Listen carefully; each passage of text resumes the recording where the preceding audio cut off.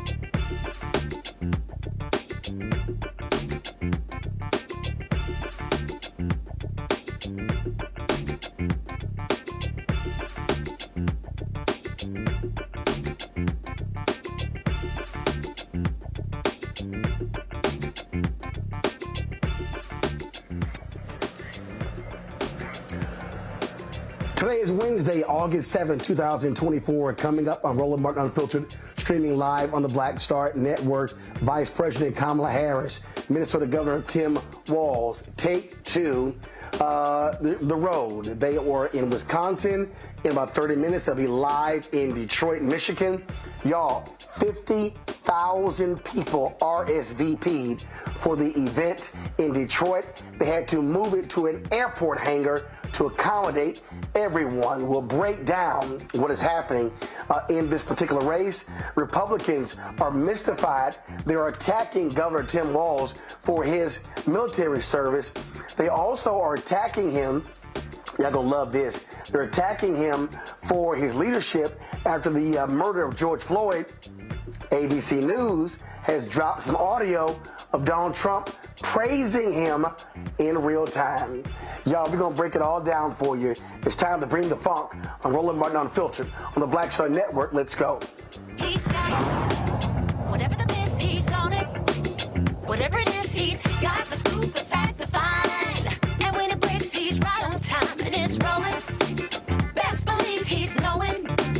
Putting it down from sports to news to politics. With entertainment just for kicks, he's rolling. It's on go, roll, y'all. It's Roland Martin, yeah. Rolling with Roland now. He's funk, he's fresh, he's real, the best, you know he's Roland Martin now.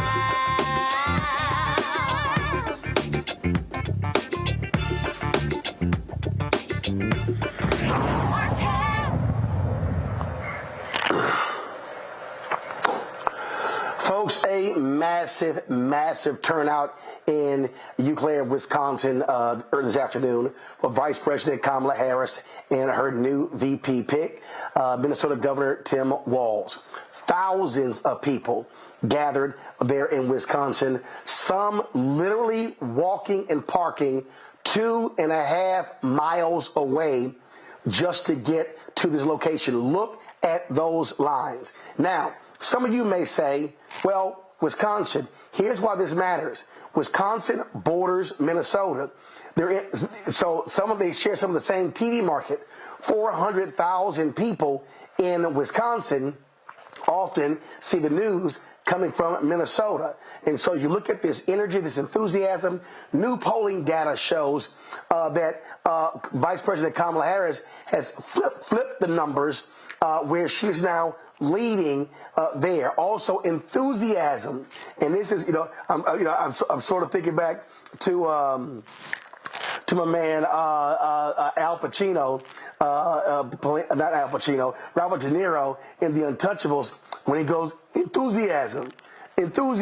Well, guess what? The Democrats are closing the enthusiasm gap there in Wisconsin.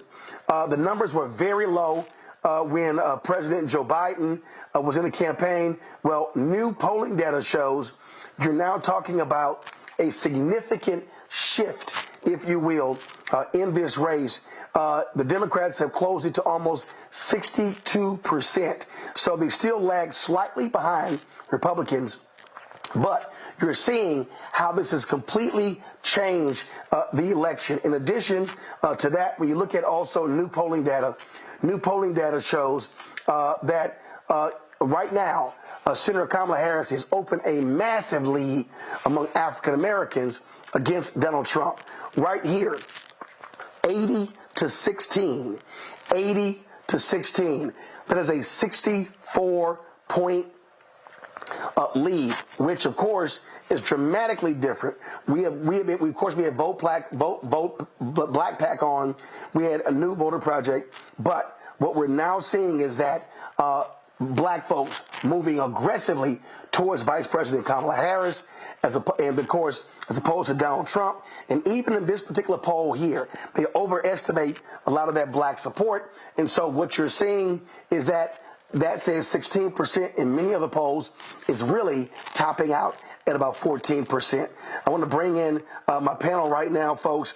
Dr. Avis Jones-DeWeaver, political analyst, Robert Patillo, host, People, Passion, Politics, News and Talk 1380, WAOK. Tanya Washington, professor, Georgia State University, College of Law out of Atlanta. Avis, I want to start with you. You cannot, Avis, account in no polls. You can't do it when it comes to fundraising. You can't do it when it comes to crowds. You cannot put your finger on what happens when people are energized, focused, excited. That thing begins to spread like a virus. Absolutely. That is something that money can't pay. And it is critical in terms of what wins election. Prior to this switch in terms of the candidacy, as you just noted, enthusiasm among the Democratic Party was really quite low. And we saw a great deal of enthusiasm on the other side. Now we are seeing just amazing amounts of enthusiasm with this ticket. I would not be surprised if this is a ticket that expands the map. I would not be surprised if this is a ticket that at the end of the day actually overperforms what Obama was able to do. And as I was looking at that data that you just showed on the screen there, another noticeable data point is that Vice President Harris was also leading among women writ large, not just black women, women overall. Which is huge given what we have known in the past with regards to the voting behavior of white women. So I will say that this is going to be a groundbreaking election, and she's going to energize black voters. She's going to energize young voters. And I believe she's going to energize women all across the racial dynamic. Robert, you see this photo here, white dudes for Kamala Harris. They were, of course, that was a photo coming out of Wisconsin today. So much attention, obviously, is focused on turnout in Milwaukee, but white turnout in Wisconsin is crucial. It's a very white state, and that was one of the things that I said was going to matter when it comes to who her pick was. How do they hold on to the white coalition that President Joe Biden had and that he had in 2020, and he still was holding on to a week after the June 27th debate? You're absolutely correct. And I think this is why the coalition effort on the Democratic side is so important. Because if you look at the Trump side of the aisle, it really is just Donald Trump and a bunch of vagabonds. You know, you have Hulk Hogan, Amber Rose, Dana White, kind of this cadre of sycophants that are campaigning for Trump. But he can't lean on the traditional Republican base. The Romneys aren't campaigning for Trump. The McCains aren't campaigning for Trump. The Bushes aren't campaigning for Trump. Governors, senators around the country are running away from Trump as fast as possible. But on the Democratic side of the aisle, not only do you have Vice President Harris to solidify her base, now you have Governor Tim Walz, who is everybody's gym coach. Everyone had a Tim Walz in their life at some point in time. Mine was my 6th grade social studies teacher, Mr. Weeks, who told me I could do it back when no one else was saying that I could. Everyone has had a teacher like Tim Walz in their life. You add to that the fact that you will have the Clintons campaigning for Kamala Harris. You have the Obamas who will be campaigning for Kamala Harris. You'll have Joe Biden still campaigning for Kamala Harris across the Rust Belt. So in places like Scranton, in places like the Upper Peninsula of Michigan, in places where he's still strong, he still has a voice in those areas. You have Chuck Schumer, you have James Clyburn, you have Nancy Pelosi. You have a coalition effort on the Democratic side of the aisle that you just can't match on the Republican side of the aisle because they have very much exiled anybody who's not a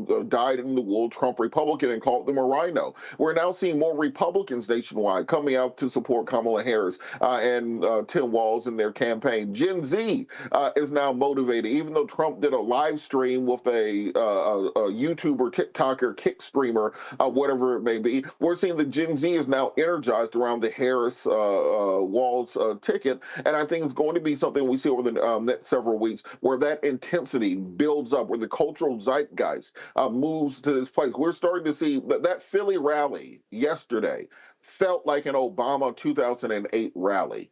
And that's hard to replicate in American politics. And when you break that barrier, it's hard to go back from there. Kamala Harris still clearly has what George H.W. Bush called the Big Mo. And now with the convention coming up in several weeks and many other big touchstone moments, she has an opportunity to put this race away with continued strong performances.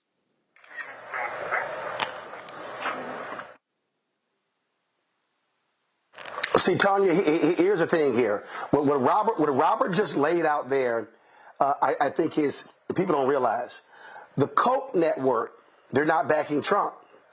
George W. Bush, not backing Trump. And I was talking to a Republican, and there are about 4 or 5 major networks not backing him, which means they're also deprived not only of their money, but their ground game. The Republicans closed a lot of field offices when they took over the RNC. So they are at a disadvantage on the ground. And so because of these rallies and the energy, the volunteers signing up, all of these different things, you are now seeing the result of how energy, how enthusiasm, hope, aspirational views shifts then to energy on the ground, giving, but also donors. And that, to me, also is a game changer, because now in these critical states of the Harris Walz campaign, they're just driving people, knocking on doors, phone banking, doing those things. That's how you win elections, not TV ads, ground game. Absolutely. And I'm glad you mentioned the donors. Since the announcement of her VP pick, they've raised over $20 million. Not only are major kind of would-be surrogates for Donald Trump not stumping for him, he's also coming to places like Georgia. He came to Georgia State last weekend and insulting a very popular governor in Georgia, which means that people who voted for Governor Kemp and voted for Biden are going to be reminded that they can do both. They can support the governor who Trump maligned repeatedly throughout his rant, and they can support the Democratic candidate. Not only do we have white dudes for Tanya, Republicans for Kamala, and that's an important demographic. Well, don't forget, he insulted the governor, but he also insulted the governor's wife, which also pissed off a lot of folks there in Georgia, Robert. Absolutely, and I know people who were at the rally. You know, Shelley was at the rally, who you had on last week, and many other people. And the feeling inside of the auditorium was almost that of a funeral. It wasn't the 2016 exuberant Trump rally. This was very much an old man talking about all his grievances before a crowd in a half-empty stadium. And it's one of those things where when you look at President Trump, he has not evolved at all since 2015, 2016. It's still just him ranting about his grievances, and it very much has that feeling of an old rock and roll group on their farewell tour, as opposed to a vision for the future of America. And even when you see J.D. Vance today on the tarmac at in Wisconsin trying to chase down Kamala Harris to create a media moment, it shows how starved for attention they are on that side of the aisle. It shows you that they are in a place where, well, they haven't had positions, they haven't had policies that the American people connected to, and now they're in a place of trying to catch up with something like 70 days left until early voting starts. And I think that what we're going to see going forward is the consolidation of the Democratic Party and an increasingly desperate Republican Party. Because remember, Donald Trump is not running to win this election. He is running for his very life. If Donald Trump does not win in November, he will die in a jail cell, and he knows that. That the only thing between him and having the rest of his life spent in prison somewhere in the United States of America is winning this election. So we're going to see a more desperate campaign. We're going to see more personal attacks. We're going to see a campaign that understands that this is their last shot, not just to win this election, but to maintain his freedom. And when you're dealing with a candidate like that, you have to have a campaign that is disciplined, that is on message, that is motivating, and that is inspiring Americans. Trump is running on a campaign of fear. The Harris Walz ticket is running on a campaign of hope. And for anybody who had a question about why Tim Walz was selected to be vice president, just look at him in the background while Kamala was speaking. Everyone needs a hype man like that. He is the white Flavor Flav right now. He is out there giving the energy. He's giving old granddad energy that everybody wants and everybody feels and everyone needs. Even though him and Kamala are the same age, he very much appeals to much of middle America. And all you have to say for those black voters who are kind of teetering on the edge with Trump and asking, well, what has this ticket ever done for black people? All you have to say is he is the governor that brought justice for the family of George Floyd. That if it was not for him appointing Keith Ellison to lead that prosecution, those cops probably would have went free. Just play the speech of him speaking at George Floyd's funeral. Play the speech of him calling the CNN reporters who were wrongfully racially profiled. That is the antidote. So not only does he play well in middle America and with white American and white American men, he plays amazingly in black America. Someone told me he's the one white man that has a platinum ticket to the cookout because of what he did to secure justice for the family of George Floyd, and that's going to play dividends going forward. So here's what is very interesting here when you look at, and this is why I say, Avis, when I know your campaign is desperate. So this was today because J.D. Vance was in Wisconsin as well, and he decided to show his behind by holding a news conference on the tarmac, and then he decided to walk over to Vice President Harris's plane, Air Force Two. So you see this little goofy fool right there in the middle. And so here's the video of him sitting here talking to the media. So this is the video from the other side of him walking over, going over to the cameras, demanding. So listen to this here. So guys, turn the audio up. Listen to this fool.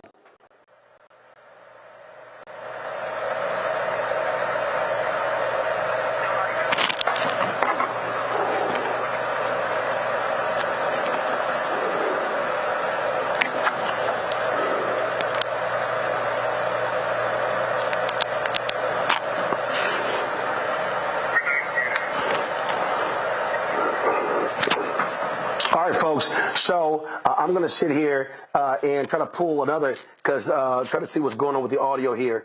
So what he did was he was complaining that she won't take any questions, and yeah, he won't take any questions. So here we go.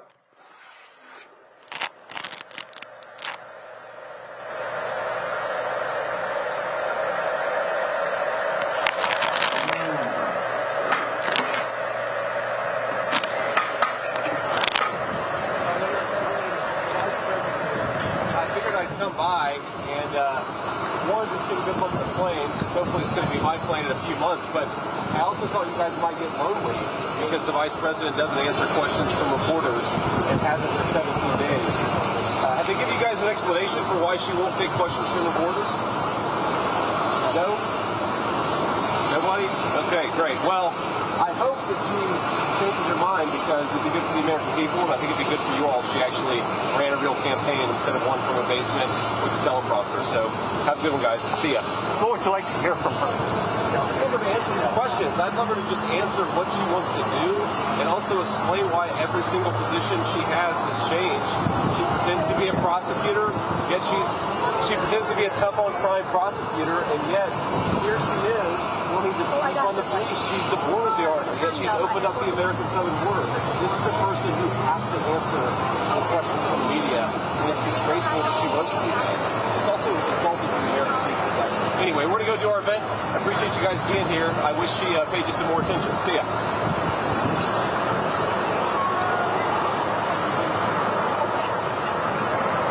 Oh, so JD is so concerned, and he's sitting here. I wish y'all. Well, I wish could pay you more attention. This is when you're desperate, Avis. This is when nothing you've done can stick. And now you're begging the media. She won't do interviews with y'all. Weird.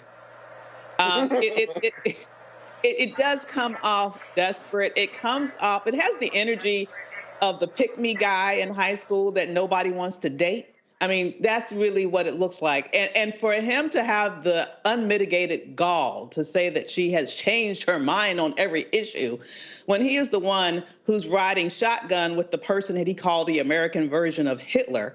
He's the one that's changed his name not once, not twice, but 3 times. That's pretty rich. The reason why he's going over there is because, honestly, they are starving for media attention. Nobody's paying attention to them. Nobody is paying attention to them. And he is trying to get some camera time, for free because, listen, they weren't there to cover him, okay? And so he's pretty jealous. He wanted to get in front of the cameras for a few minutes and say a little something. But the bottom line is he ends up looking like the desperate kid that nobody wanted to talk to in the cafeteria.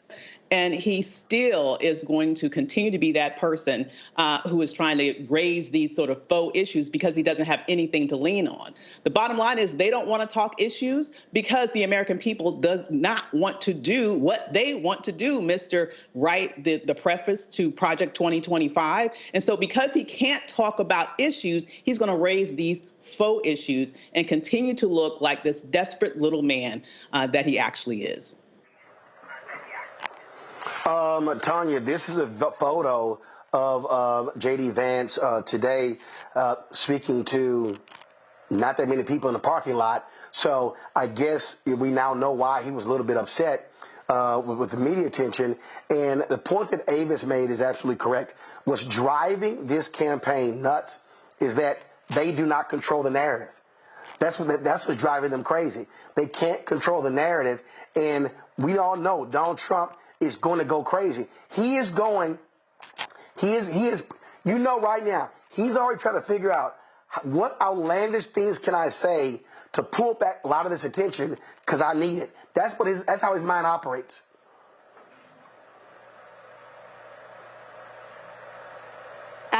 Tanya, you're on mute. I hope that it there you go. I hope it drives him to the debate stage.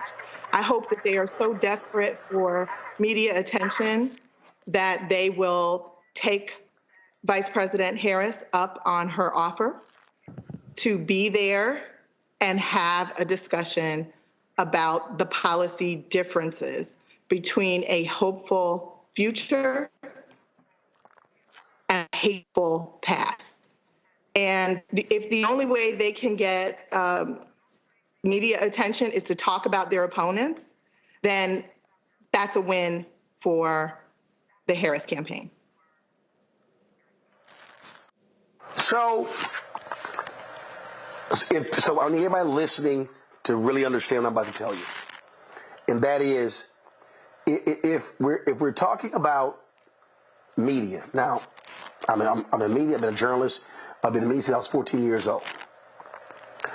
But Robert, I dare say, and you see how the Republicans are saying, oh, she do no interviews, and you see some journalists out there, oh, she should be doing big interviews, she should be doing sit-down interviews, or things along those lines. Robert, it makes sense that she not do it right now. Mm-hmm. Here's why. If I'm Vice President Kamala Harris, look, come Sunday, it's been 3 weeks since Joe Biden announced he's not running. They have been running a flawless campaign. You are focused on building your infrastructure. You're focused on raising additional money. You're focused on getting your VP out there. So if I'm her, I can do interviews later. From a political standpoint, mm-hmm. it is from a political standpoint, it is smart strategy to do what they're doing because poll numbers are showing, fundraising numbers are showing, volunteer numbers are showing the strategy is working. You don't change it because J.D. Vance is whining it like a little punk. Well, not just that. When Trump sat down to NABJ, he brought his own damn moderator. Mm-hmm. What do you mean she hasn't sat down for any interviews? He had to walk in there with his own AstroTurf DEI black woman, Harris Faulkner, because he was afraid that the mean black ladies were going to ask him tough questions, so he had to bring his own person.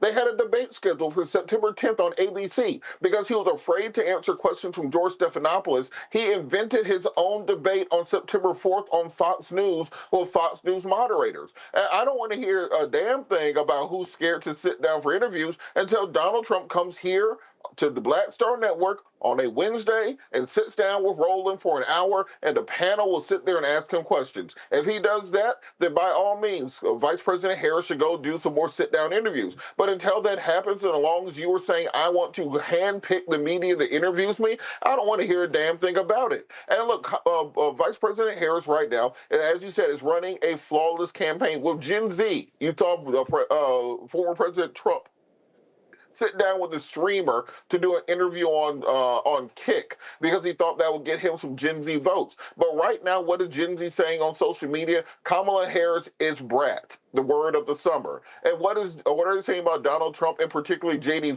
Vance? They're saying that J.D. Vance is a fan in the Kendrick Lamar sense. Those are very different things to Gen Z voters. And people who think that the old school sitting down with Walter Cronkite interview will change the narrative, it will not. Kamala Harris is getting more traction right now, particularly with young voters and African-American voters and women voters, by being the summer brat than J.D. Vance is getting for being a fan the entire time. Folks, this is a live shot right here. This is a live shot of Vice President Kamala Harris arriving at the airport in Detroit. As I said, guys, pull the audio up, please. As I said, they had 50,000 RSVPs. They had to move this event to an airport hangar at the airport. What does that tell you about the excitement and the energy for this campaign? This is crazy, Avis. 50,000 RSVPs. That is history. We are watching history right now. And what's incredible about this is that this is just the beginning. I mean, you just think about what is going to happen at the Democratic National Convention. You think about the momentum that is even going to be increased after that well-produced convention. We are just starting. You guys were just mentioning Gen Z. I am the mom of the Gen Z. My youngest son is in that. And he told me the other day something that he has never said. He said, this is the type of candidate that I have been waiting my entire life. And the reason why he said that was not just because Vice President Harris is, it's the type of campaign that she's running. He's excited to see that for once, Democrats have a spine. He's excited to see that for once, Democrats are fighting back. Democrats have, in his mind, got crazy about go low, I go high. And that has gotten him and his generation excited, and I believe millions of others excited all across this nation. You know, Tanya, I've covered lots of concerts. I've covered lots of entertainers. And them getting off that plane, walking up to this rally, reminded me of seeing entertainers when they come on a scene and the crowds absolutely go crazy. She and Walz are getting rock star energy.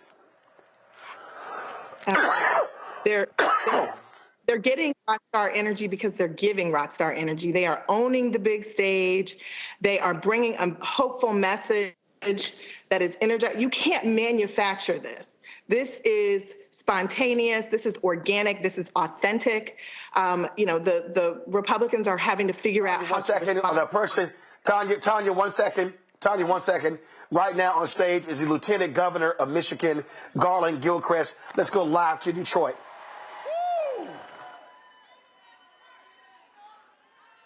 Y'all ever seen somebody get off a plane like that before? That's because we got a history maker in Kamala Harris, don't we? We are so proud to have her back here in the state of Michigan, and we're going to chant for her like we never chanted before. Show me what democracy looks like. Y'all look like people who are voting for the future. A future that is as big and loud and diverse and powerful as this crowd. A future where everyone has access to a dream of health and wealth and opportunity, and that nobody is left out or left behind. You see, that is a future that is free, y'all. Free from not being small-minded. Free from the clutch of racism and xenophobia. This is a freedom and a future that we must fight for every day, and that fight starts right here in Michigan. But the thing I love about that future is it is a future that we can make happen. We own the process of democracy that delivers that future, and we will reject everyone who stands in our way of that victory. This is about love, not hatred. This is about inclusion, not exclusion. This is about generosity, not selfishness. And look, that's the biggest difference between us and those who oppose us. Y'all can't even imagine how small-minded Donald Trump is. Like it's smaller than you think. His running mate, J.D. Vance, is too afraid of the future to have you be a part of it. But not us. We do not fear our future, we welcome it. And you know who else doesn't fear our future? My President, Kamala Harris.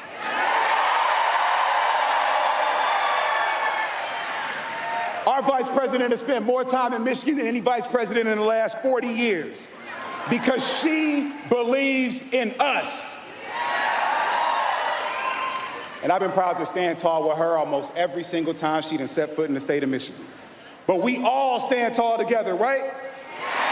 We stand tall for a future that's free of gun violence. We stand tall for a future that is free of poverty. We stand tall for a future that is free of pollution. We stand tall for a future that is free of any limitations. You see, her fight for abortion rights, that's our fight. Her fight against climate change is our fight. Her fight for voting rights is our fight.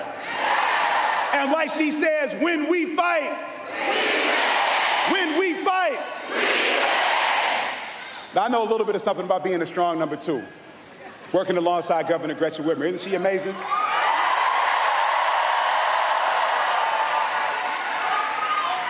The best governor in America, ain't that right?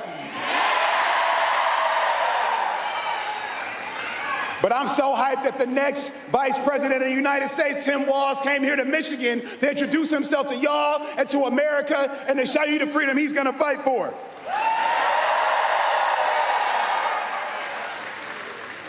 We have the chance of a lifetime right here and right now. The question is not whether this is our moment. The question is whether we will step up to meet this moment. And there is one thing that I know in my heart, that we will meet this moment. For the men who are hungry for a prosperous future, we will meet this moment. For the women hoping for equal rights and equitable opportunity, we will meet this moment.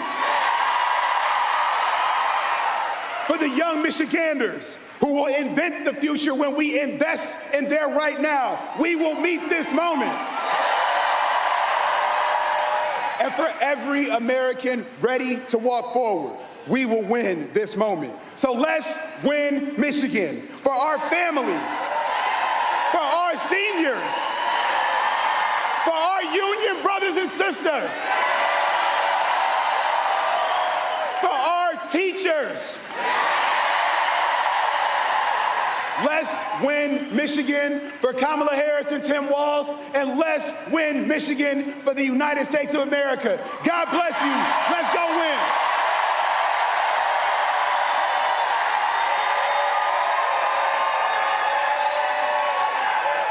Please welcome UAW President Shawn Fain.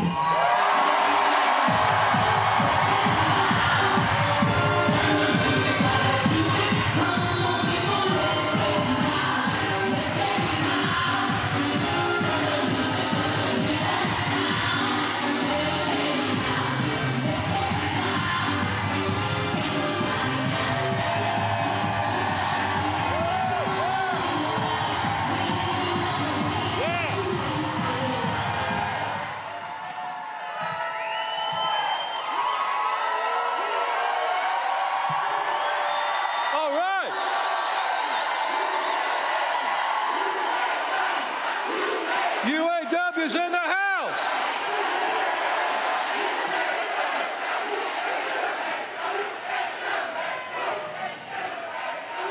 Hello, Michigan. This is how we do it in Michigan, home of the big house. We go big or we go home. On behalf of the 1 million active and retired UAW members, I'm honored to welcome to Michigan the next President of the United States, Kamala Harris.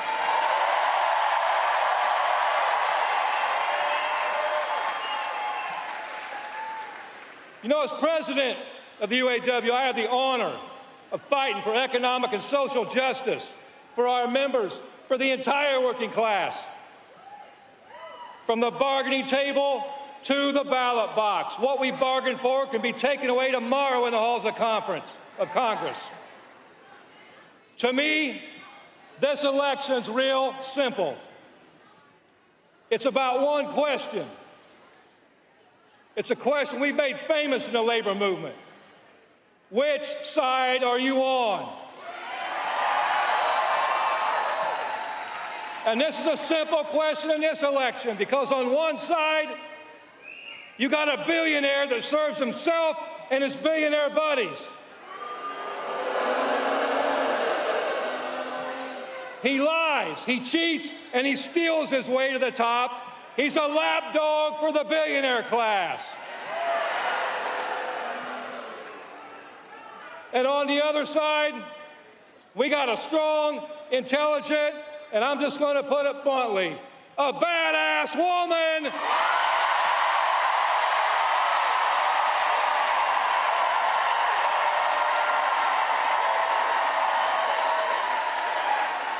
And I got to finish that sentence. A badass woman who stood on the picket line with striking workers.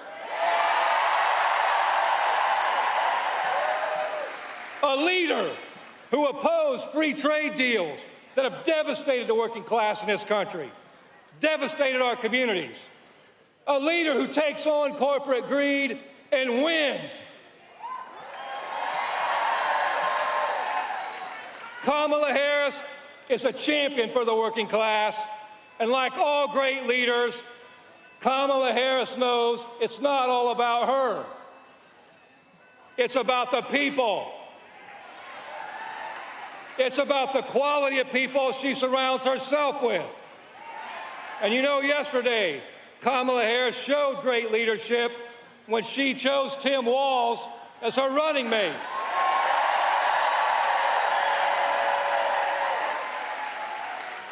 And it's no secret, our union was loud and proud about who we supported for vice president, and Tim Walz was at the top of that list. He's one of us. He's a working class guy. He knows working class values. He was a teacher, a coach.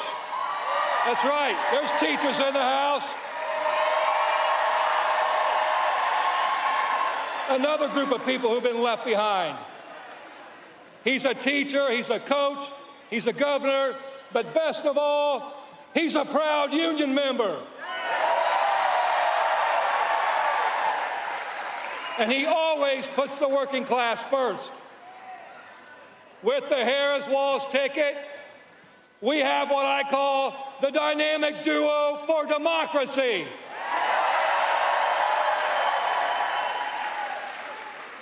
Meanwhile, on the other side, we know who we're dealing with. Donald Trump is a scab.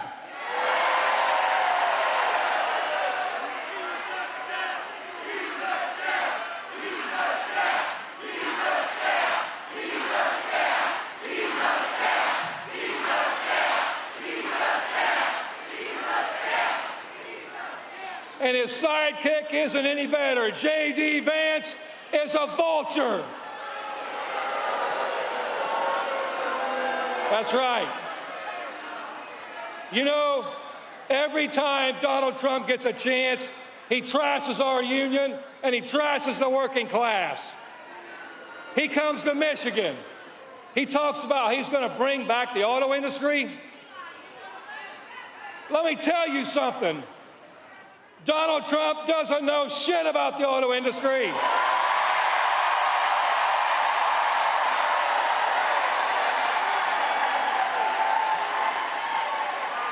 And he doesn't give a damn about the working class in this country.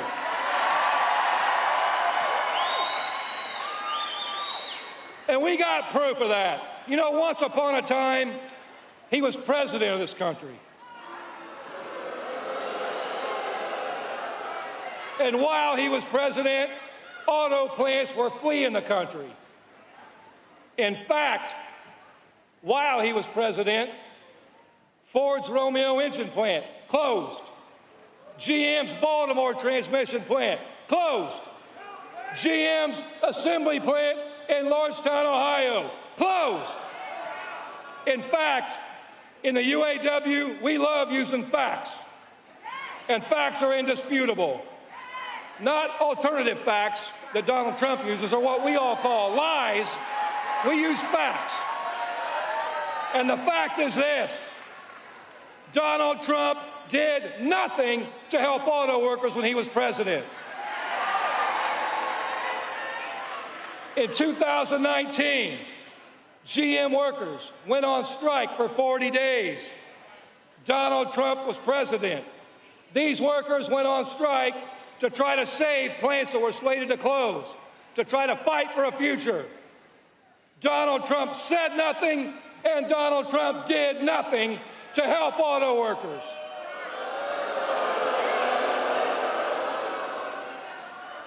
You want to know where Kamala Harris was in 2019?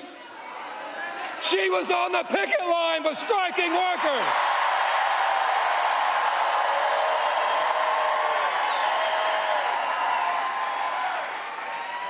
Kamala Harris stands shoulder to shoulder with working class people, not for a picture, not for publicity, but because it's the right thing to do. When Kamala Harris, as vice president, she's worked with us and helped us bring jobs back to Lordstown, Ohio, where workers were left behind. Vice President Harris took action so workers who were forced to leave Lordstown, Ohio under Donald Trump are now returning home.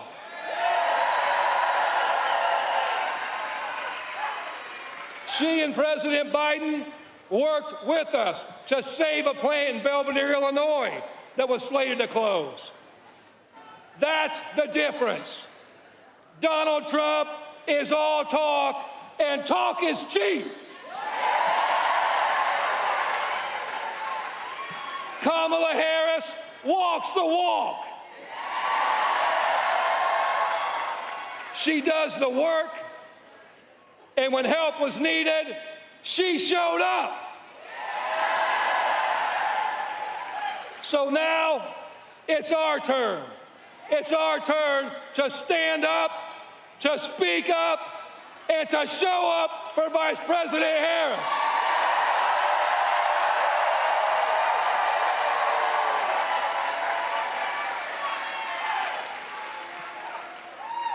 You know, for months, Donald Trump's went around trashing our state, trashing our industry, and trashing the American auto worker, saying he was against electric vehicles. And then something happened. We saw a transformation in Trump. Now, don't get me wrong, it wasn't a good transformation. And don't worry, Donald Trump's always going to be a scab. But we saw Elon Musk announce that he's going to give Donald Trump $45 million a month.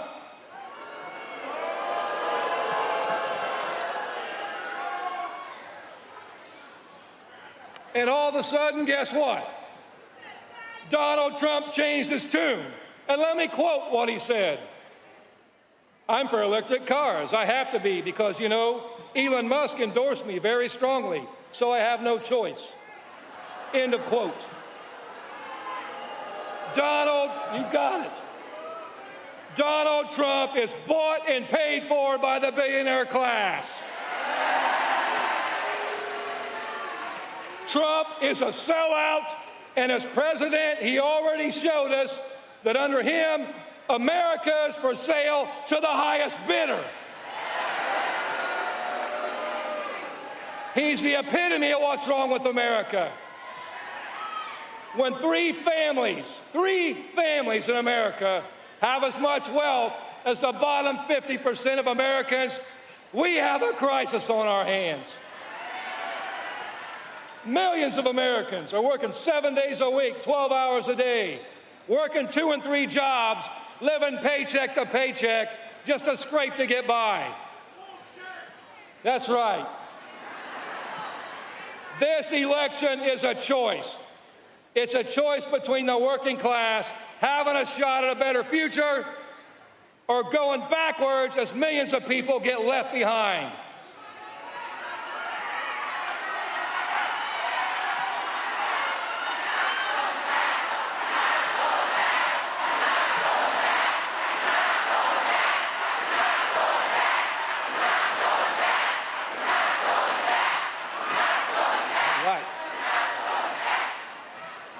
This is why I love Detroit. We're in a fight for what we call the 4 core issues.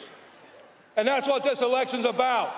Living wages, not minimum wages, living wages, so one job you can live. Adequate health care, so when you get sick or have something go wrong, you don't have to lose your home over it. Retirement security. You know, 60% of Americans have no retirement savings. Not because they're not responsible, because by the time they pay their bills, there's nothing left.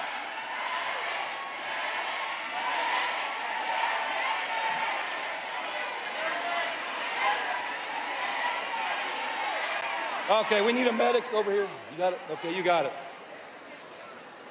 Thank you. That's what we do. We stand up for each other. We look out for each other. We got each other's back. You know, and the 4th thing we stand for, it's about getting our time back and taking our lives back. So we don't spend our lives working 12 hours a day. We can actually spend time with our families. So let's be clear. This is a fight against corporate. All right, folks, we're going to continue to cover this rally. I believe Michigan Governor Gretchen Whitmer is going to be speaking, and, of course, Vice President Kamala Harris, Minnesota Governor Tim Walz. Keep up the dual box, please, because I want to monitor the rally. I want to go back to my panel here. The thing that I think is important here, we talked about this here before we went to the break, 50,000 people who RSVP. When you talk about that level of energy, and my God, Robert, was that a rock star entrance? Them coming up. You heard the Lieutenant Governor reference that entrance. I actually sent him a text, and so I'm going to pull the video when they were stepping off the plane. But man, you know, again, here's the thing that's important, and I need people who are watching and listening to understand. Michael Deaver was the guru for Ronald Reagan. He understood staging. He understood visuals. He was one of the first ones to use big billboards and backdrops. That type of entrance. Now, I know somebody thinking, Robert, man, ain't no big deal. But no, I'm trying to tell you, you use everything at your disposal. It's called Air Force Two because the vice president is on it. But the reality is, anybody watching thinks it's Air Force One. You maximize all of the accoutrements of the office, and she is presenting herself right now as if she's the president. And I will give President Joe Biden credit. He's letting her do it. Mm-hmm. You're absolutely correct. And also, people have to remember that Kamala Harris has a big joker in her pocket that she can play at any moment. And don't just monitor for this. If we get to the beginning of October and the race is still a 1 or 2 point race and it looks like there's a chance of losing, you have the big joker where Joe Biden can step down and we can inaugurate Kamala Harris as the first black female president of the United States of America, and then dare America to overturn that a month later, where you can give her the Oval Office, you can give her the Resolute desk, you can move her from Air Force 2 to Air Force 1. I know Air Force 1 is just a designation for any plane that the president's on. It's not the aircraft itself. But she has that big joker in her pocket that she can hold out till the very last minute. And we are looking at the energy. We're looking at Obama 2008 energy, something the Democratic Party was not able to manufacture for Hillary Clinton in 2016, was not able to manufacture for Joe Biden in 2020. This is something that is rare in American politics, and it's even more rare for Democrats. This is 08 Obama, 92 Clinton, 84 Jesse Jackson type of energy that we're seeing coming out of this. And this is what has the Republican Party so afraid. It's been 3 weeks and they have no idea how to attack Kamala Harris. We heard J.D. Vance come out today to attack Tim Walz with some fake accusations of stolen valor. We've heard Donald Trump questioning whether Kamala Harris was black or not. We have all these things and they're reaching for straws, but none of them are working. So a couple of things. One, she's Vice President Kamala Harris, so we're going to always give her respect for her title. We're going to do that. On this show, we're going to refer to her as Vice President Kamala Harris or Vice President Harris. So, but let me do this here. You made a point. You made a point about this. They're trying to attack Governor Walz, stolen valor. It's all BS. And in fact, I want to pull this up. Give me 1 second. I'm going to pull it up. So the folks at Vote Vets did not react kindly to these attacks on Governor Walz. So let's do this here, y'all. That's from earlier. I need a live feed. I don't need the earlier video. I need a live feed so we can continue to monitor because so this is Senator Debbie Stephanopoulos who's speaking right now. So I'm monitoring this because I want to carry Governor Gretchen Whitmer, and then because she is going to be the one introducing the vice president. So this here, folks, is a graphic that the folks with Vote Vets put out as their way of responding to these attacks. And so you see right here, Republicans are saying Tim Walz retired because he knew he was going to deploy to Iraq. They say no. He submitted his retirement request to the U.S. Army National Guard months prior to notification of his unit's deployment. His unit was fully sourced, staffed, and his request was approved. He retired in May 2005. Tim Walz is using a rank he didn't attain, and that's stolen valor. BS, and the Minnesota National Guard says it's BS. It's entirely accurate to describe Tim as having been a command sergeant major, the rank under which he served, and the Minnesota National Guard has emphasized in public statements that he can be referred to as such. Now, telling you the reason this is important is because the person who led the effort, who swift-voted Senator John Kerry, is a guy running Trump's campaign. So what you have here are Democrats learning the lesson, not falling down, not playing defense, but going on offense when you attack a veteran, 24 years, and then J.D. Vance talking about, how he was in the Marines and what he did. Dude, you were in the press office. Stop acting like you were on the front lines. Tanya, go ahead. Yeah, and former President Trump had bone spurs and used that as a justification for not serving his country. And so instead of focusing on the policy issues and the record of the people who are running, they are, using an old playbook, right, and resorting to personal attacks. That's to be expected. And I love that the Democrats are calling bullshit. So one of the other issues, Avis, is that they are attacking Governor Walz on his handling of the protests in the aftermath of the murder of George Floyd. Well, ABC News has obtained this audio that, let's just say, it's going to be a little problem for them in trying to do that when Donald Trump said all of this. I know Governor Walz is on the vote, and with the way he handled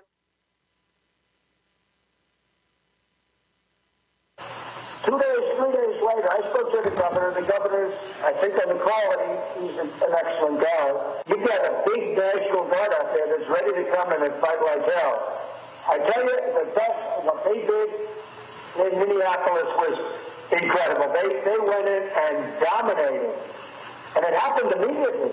Tim is on the phone now, Tim Walz. Again, I was very happy with the last couple of days, Tim. You called up big numbers, and the big numbers knocked them out so fast it was like bowling pins. Our city is grieving and in pain.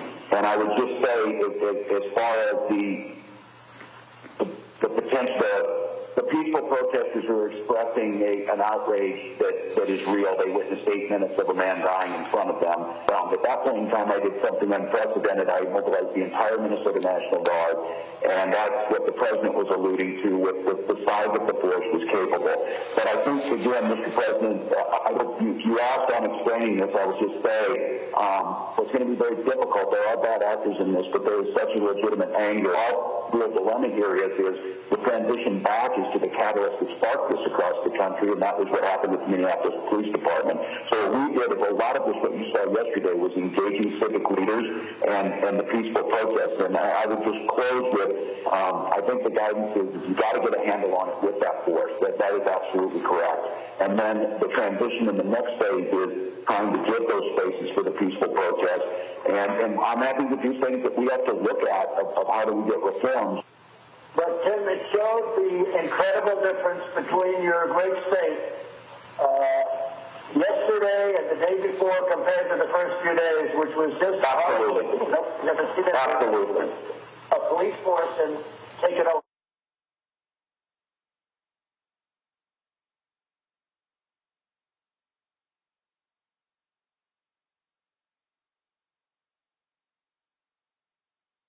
It's kind of hard, Avis, to say that wasn't me. Oh, my God. Well, yes, once again, it's showing that, surprise, surprise, the Trump campaign is lying. But what's also very interesting to me in hearing that bit of history now is hearing Governor Walz's responses in real time. In real time, he recognized the suffering and the grieving of his city.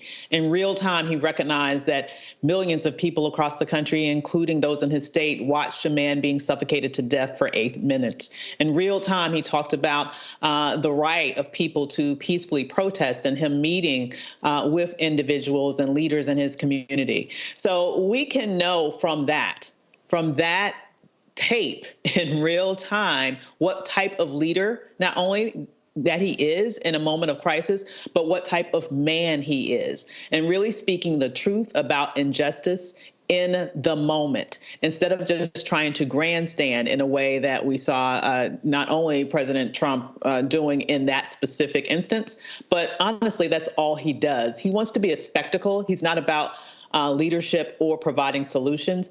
And that's just another reason why you have the right man on the ticket with the right woman at the top of the ticket at the right time in order to change this nation right now.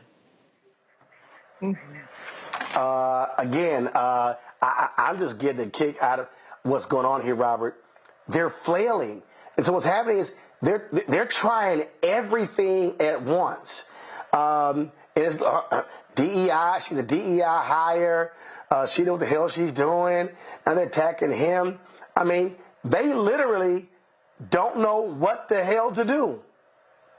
Well, Roland, my favorite thing of the day is on this attack on stolen valor, because, I come from a military family, grew up in Columbus, Georgia, right there at Fort Benning. About 105-ish years ago, or about 115 years ago now, there was a guy from Germany named Friedrich Drump. D-R-U-M-P-F, who was avoiding military service in the German military. And so he came to America and changed his name to Frederick Trump. And he was a draft dodger at the time who ended up running liquor and prostitutes and all those things. And in order to clean the money, he got into New York real estate and construction, passed the business on to his son, Fred Trump, and then his grandson, Donald Trump, ended up skipping the Vietnam War with bone spurs, avoiding the draft in that case also. So not only are they attacking Tim Walz for stolen valor, Donald Trump has a family tradition going back 120 years of avoiding military service. Don Jr., Eric, and Ivanka all had the opportunity to serve in the Iraq War, like many people our age did. They chose not to. Barron Trump is almost at military age. I don't think we'll see him signing up to go to the war in Eastern Europe. So for these conservatives who are national security conservatives who wrap themselves around the flag, they have to ask themselves this question of who are they lining up behind? Are they lining up behind somebody who talks a big talk, but when it comes time to put their lives on the line, them and their entire family for 3 or 4 or 5 generations have hid? Or are they going to say that someone like Tim Walz, who has done everything that we tell Americans to do, that he went to the military and served his time, that he used the GI Bill to get an education, and instead of becoming a Wall Street tech bro like J.D. Vance, he took that and became a high school teacher. He worked in a high school for 20 years, married another teacher, and then went on to public service, being rated the second most conservative member of the House of Representatives with an A+ rating from the NRA. And now they want to call him a crazy left-wing Bernie Sanders liberal. And then going on to be a governor who not just was the head of the National Governors Association, but as you just played, was honored and respected by Donald Trump. And now you're going to try to paint him as being some out-of-the-mainstream figure. They are flailing, as you said. They are throwing every piece of spaghetti at the wall. They've gone from racism to socialism to sexism to everything down the line. And what we're seeing is they don't have an answer. And the problem that Trump runs into is that he is a 45% candidate. He will never get more than 45% of the American people to support him. He has that 45% locked in, but there are no new votes for him to go get. He's not going to get young voters. He's not going to get female voters. He's not going to get Latino voters. He's not going to get African-American voters. And as Lindsey Graham once said, they're not making enough old white men fast enough to keep his candidacy afloat. So we're seeing a desperate campaign taking desperate measures as they see the walls closing around them, because in reality, there's no place for them to go. So, Tanya, some people should be quiet, Tanya. I'm going to go to my iPad right now. Check this out. So Senator Tom Cotton, he decided to weigh in on J.D. Vance questioning Tim Walz's military service. So that, and then he said, just like he let Minneapolis burn rather than confront the BLM rioters. Well, we already know from Donald Trump's video that that kind of screws that up. But check this out. This is the same Senator Tim Scott who was running campaign ads saying that he volunteered to be an Army Ranger. This is from military.com. He got busted because that was a lie. So, Senator Tom Cotton of Arkansas, you might be one of the last people to open your damn mouth about anybody's military service when your ass lied about being an Army Ranger. I mean, to your point, Roland, people who live in glass houses should put down their stones. It is the problem that these Republicans are having is the record that calls the question on the truth of what they're asserting.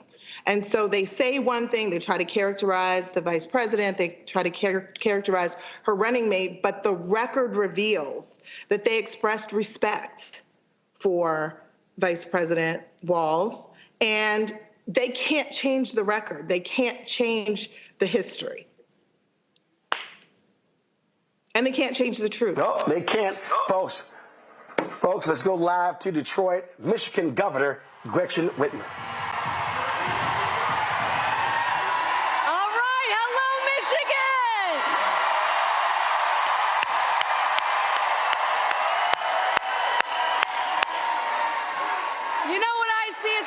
this crowd. Oh, okay.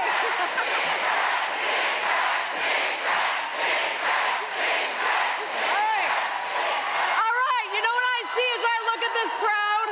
Happy warriors for Harris and Walz, right? Now guess what? I woke up in big Gretch mode this morning. Because I am fired up to elect Kamala Harris our president. And I am excited about our next Vice President, Tim Walz. Now, I don't know if you all saw, but in Atlanta, they really showed up for the Vice President last week. So you know what we got to do, right? We got to be better. We got to be louder. We got to show them how we do things in Motown, right? So, Michigan, are we fired up? Are we ready to win this thing? Now, I want to spend a moment to talk about what we're fighting for, and I want to remind us all what we are up against. In this election, we have two very different candidates. One is a prosecutor, the other is a convicted felon. One is an attorney general who served the public by taking on big banks, and the other is a fraudster who only serves himself. One, a vice president who believes in reproductive freedom, or the guy who stacked the court with the people who ripped away Roe. We're not going back, right? Say it with me, we're not going back.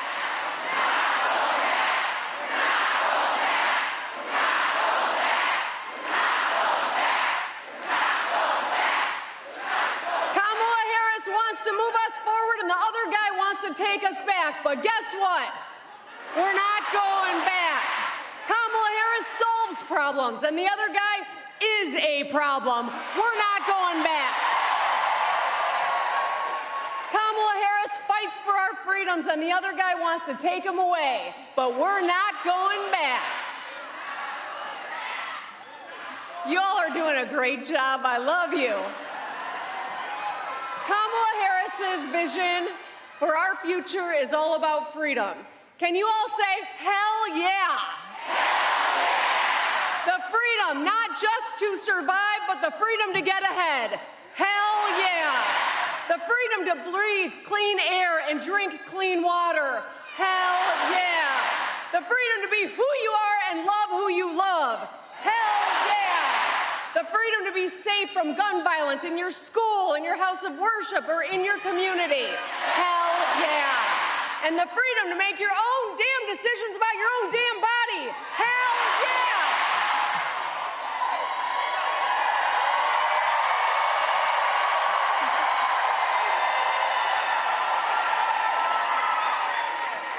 So, this is why Kamala Harris got the endorsement of the United Auto Workers. Can I hear from you? Because we know that Kamala Harris is going to fight for the middle class. As president, she's going to focus on getting things done that make a real difference in our lives right now. She understands what the average person is going through because, guess what? She lived a normal life. She was raised by a single mom who had a full-time job. She moved in with her sister to help her raise her children. She took care of her mom when she was battling cancer. And she is a proud stepmom with a beautiful blended family who call her Mamala. And I know a lot of us identify with some of those characteristics. All right, Mamala. All right, I like it.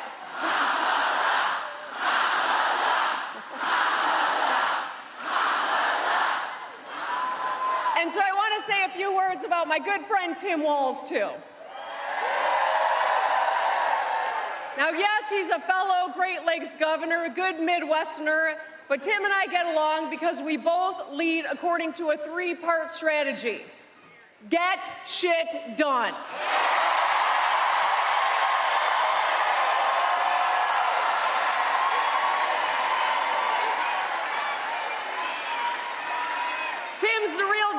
He's the only governor I know who curses more than I do.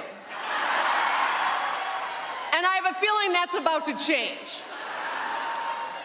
He's a former public school teacher, a soldier. He's a former soldier and a state championship winning football coach. I mean, maybe he should help out the Vikings after we smoked them twice last year.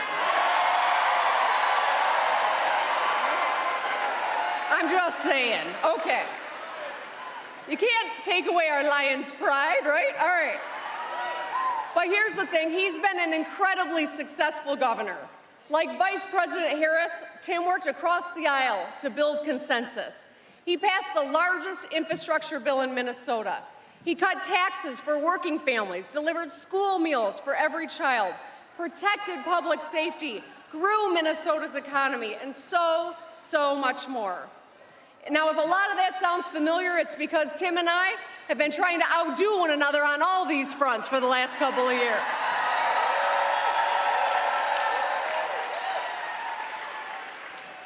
Here in Michigan, with partners like Detroit's own Joe Tate, the Speaker of the House, first Black Speaker of the House, we rolled back the retirement tax. We invested in our students and teachers. We passed common sense gun safety laws.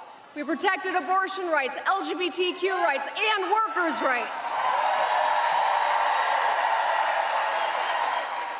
And we need partners in the White House who have our backs. And that's Kamala Harris and Tim Walz. Kamala Harris and Tim Walz will fight to help you not just get by, but to get ahead. Because every American deserves a path to prosperity, every one of us. They will fight to lower the cost of prescription drugs, make child care, pre-K, and elder care more accessible and affordable.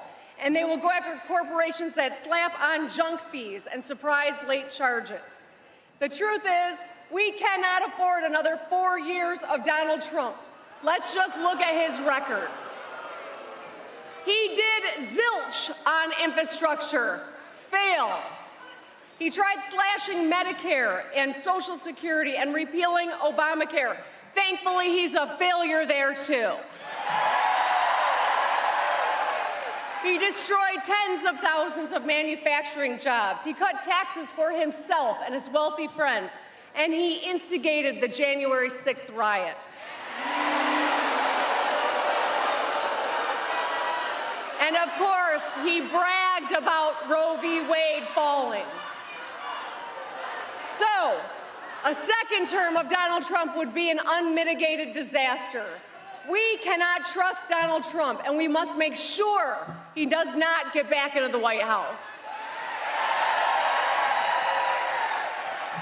I mean, think about it. You wouldn't buy a used car from this guy. How can you expect him to support the auto industry? I think we need some medical attention over here.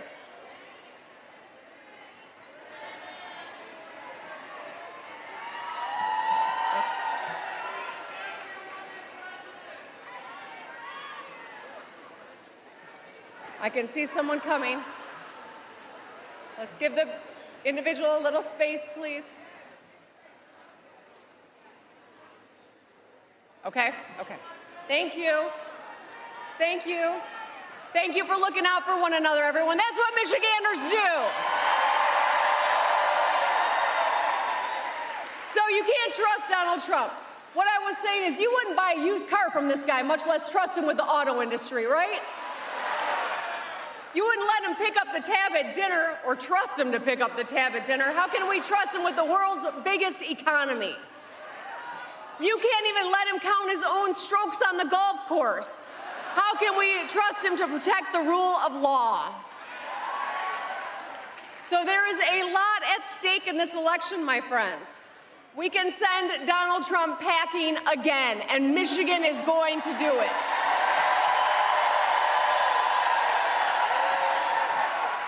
So, we need you.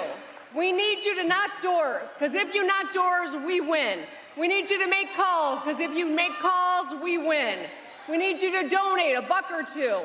We can win. In fact, do everything short of biting the kneecaps.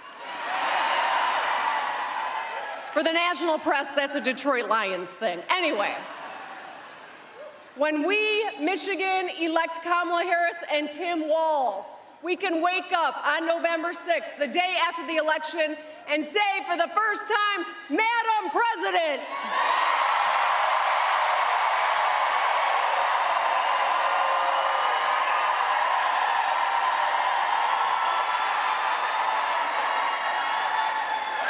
We need a strong woman in the White House, and it's about damn time. And a good man by her side in Vice President Tim Walz.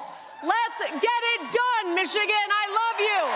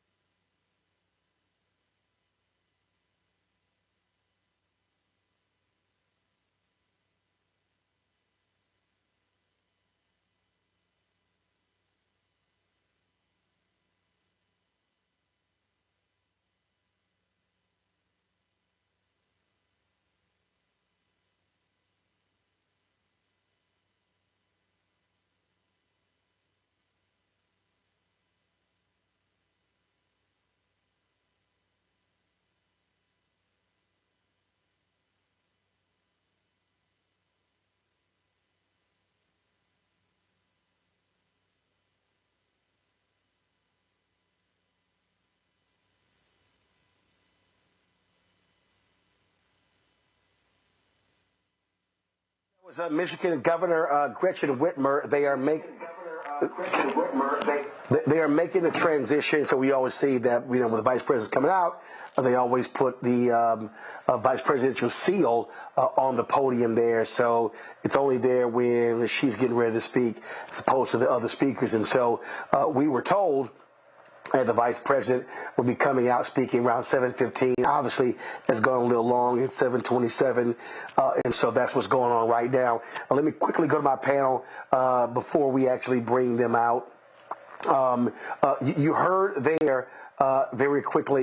You heard there. I'm going to go to Tanya real quick. Tanya, you heard them talk about Donald Trump won't do anything for the automotive industry. You heard Shawn Fain talk about how he basically has flipped on EVs, and so that's a huge issue. We talk about union workers there in Michigan. Yes, his record will indict him. He can talk about what he's going to do going forward, but the best indication of what he's going to do is what he's already done or haven't done, given that he had the opportunity to do so during his 4 years as president. And so that's what he's fighting against, really, is his own record, which, as I said, is going to be the source of his indictment. He has had the opportunity to help all of these different groups, and he failed to do so. And so why should we trust, why should the voters trust that he'll do something different if he were to serve again as president?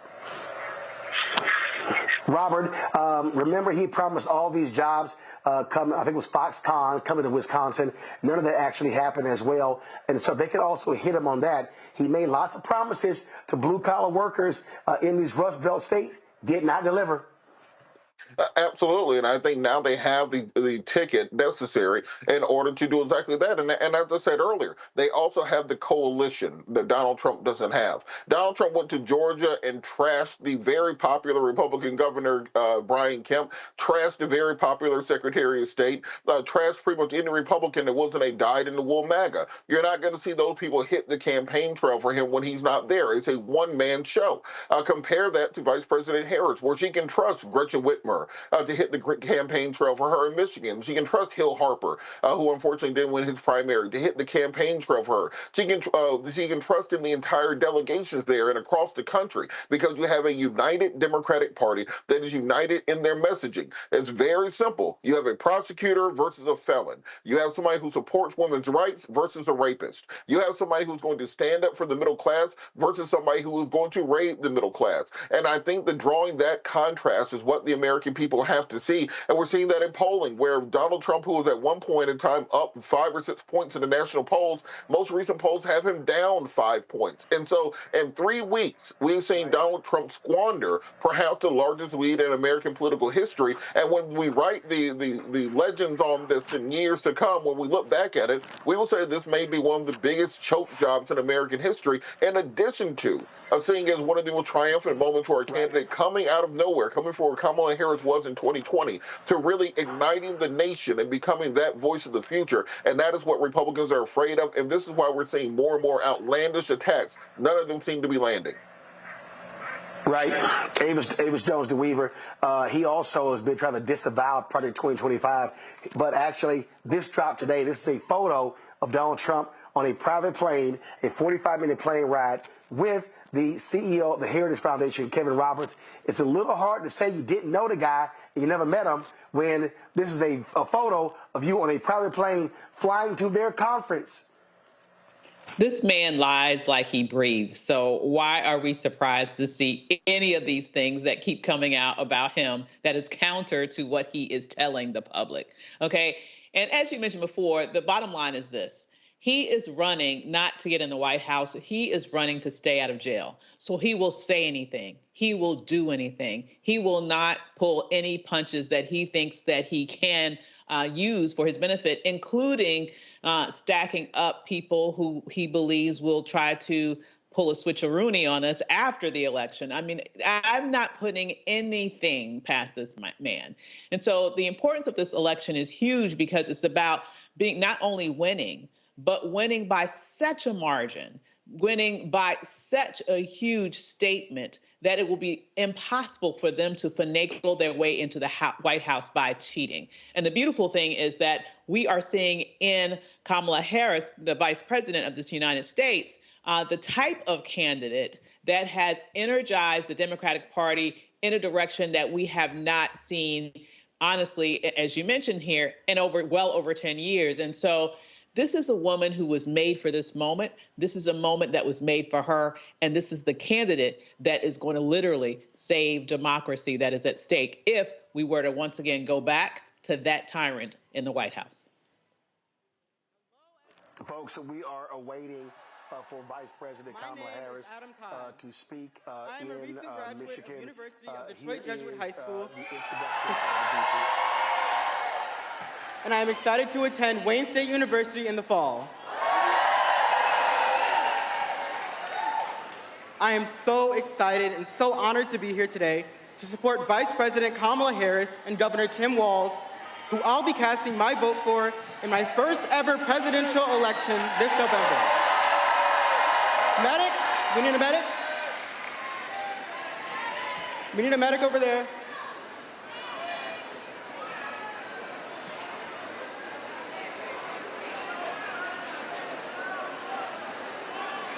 You have a medic yet?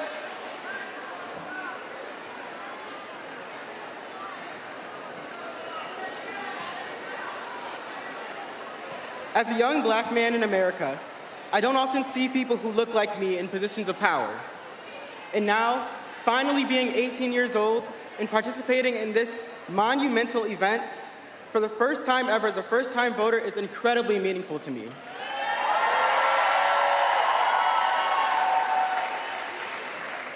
There are so many reasons I'm proud to cast my first ballot for Vice President Harris.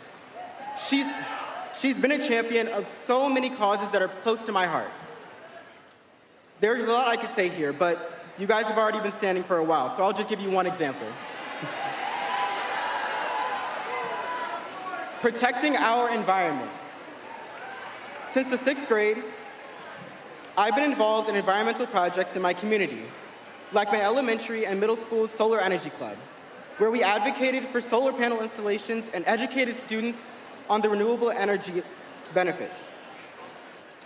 This passion continued into high school, where I became the president of University of Detroit Jesuits Environmental Club.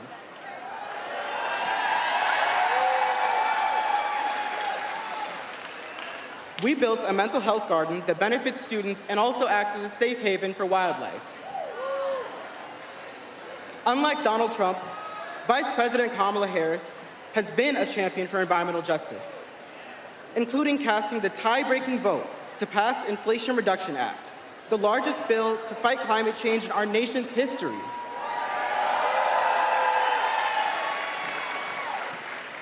This is the kind of leadership that really matters to young voters.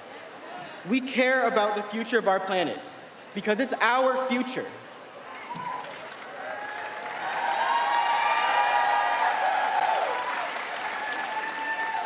And Vice President Harris and Governor Walz actually know how to connect with young people. They not only realize the importance of engaging with us, but they actively listen to our voices and our perspectives. Donald Trump won't fight for us. He'd drag our country backwards. Kamala Harris has a vision to move our country forward, and she's fighting for all of us and for our future.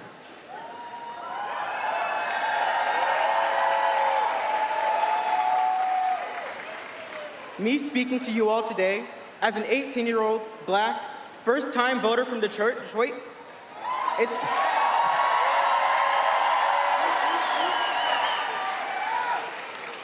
it's just one example of how she is listening to the voices of young people.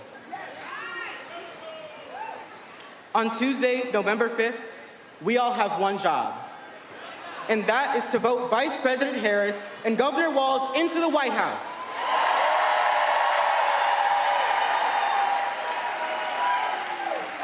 And now, please join me in giving a warm Detroit welcome to our next Vice President, Tim Walz.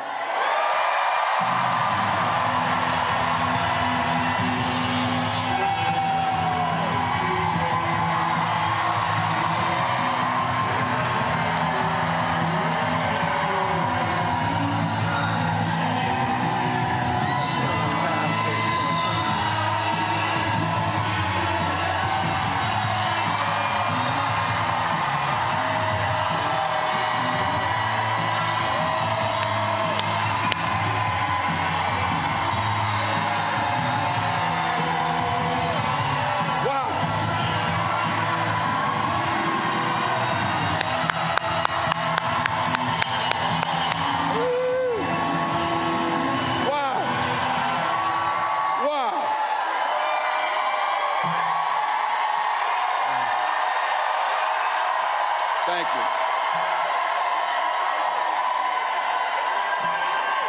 A big thank you to Adam. I think we can all agree our future's pretty bright. Thank you, Adam.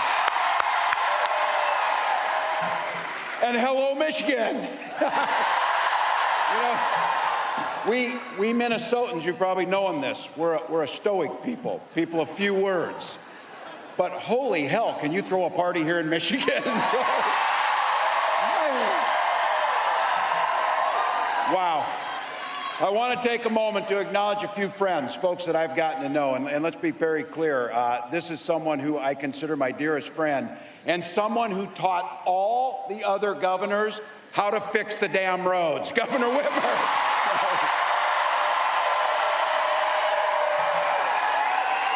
You have got a treasure in Michigan.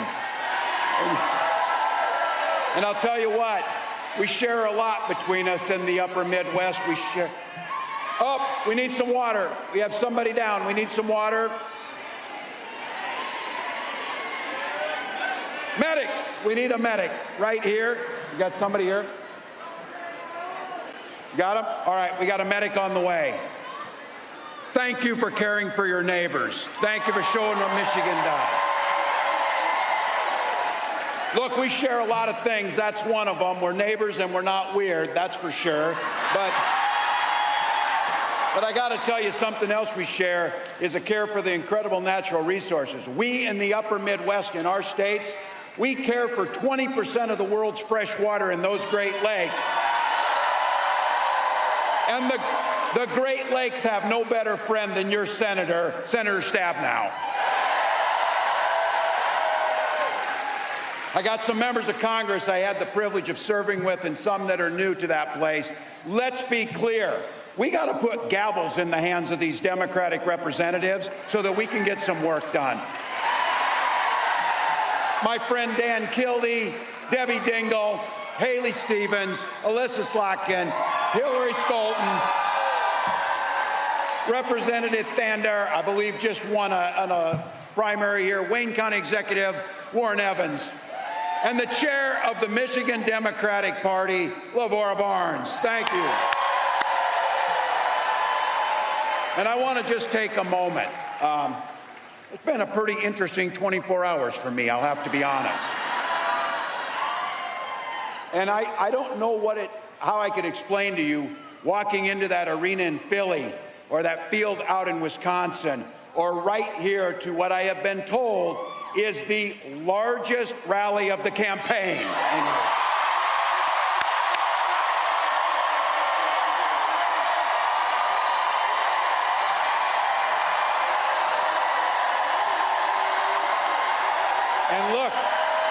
And look, this is a place full of working folks, students, folks who care. And I think about this. You came out here early, found a place to park, stood in the sun, sat here and wait, and you did it. You did it for one simple and eloquent and beautiful reason. You love this country. You love this country.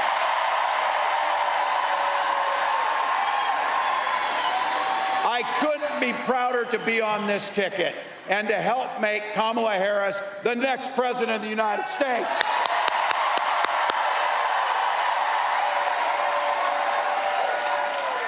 Every day of her life, Vice President Harris fights for the American people.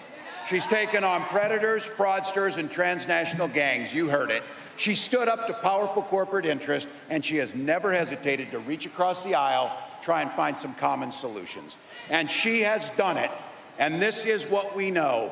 All the things that make me mad about those other guys and all the things they do wrong, the one thing that I will not forgive them for is they try to steal the joy from this country. They try and steal the joy. But you know what? You know what? Our next president brings the joy. She emanates the joy.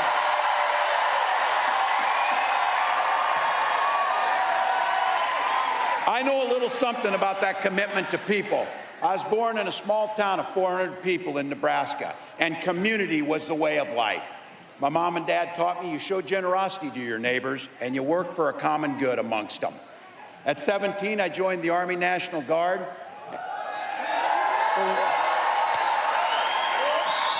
And for the next 24 years, it was a privilege to wear the uniform of this country.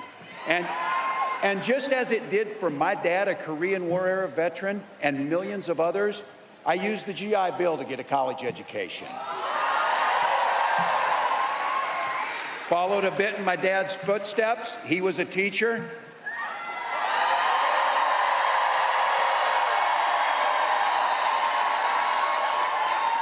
My brothers and sisters were teachers. And they married teachers. I had the privilege of teaching high school social studies. And I coached the football team. We did win a state championship. I tell you that because don't ever close the yearbook is my pro tip to you. My students are the ones who encouraged me to run for office. I never thought much about it. But they saw in me what I hope to instill in them, a commitment to the common good, a true belief that one person truly can make a difference in their world. I lived in a district where I didn't know this at the time, only one other Democrat since 1892 had won that district. And on that election night, my neighbors graced me with the opportunity to go to the United States Congress and represent them.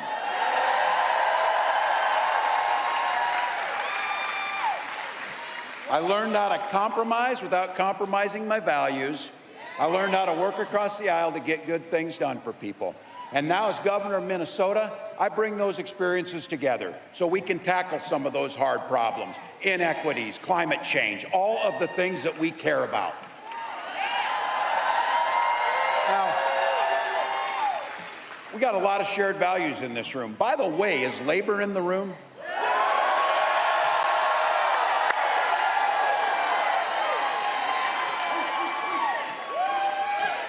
This might be my chance to use it.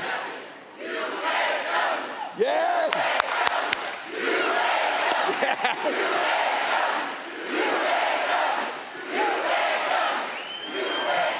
We know who built the middle class, but here's the deal. What we know is Donald Trump, he sees the world a bit differently than we see the world. And I've been saying it, he doesn't know the first thing about service because he's way too busy serving himself. This is a big difference, again and again.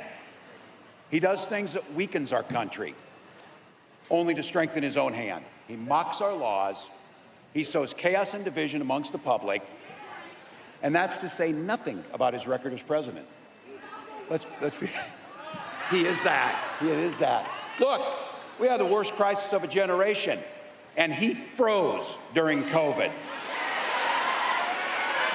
People lost their lives because of that.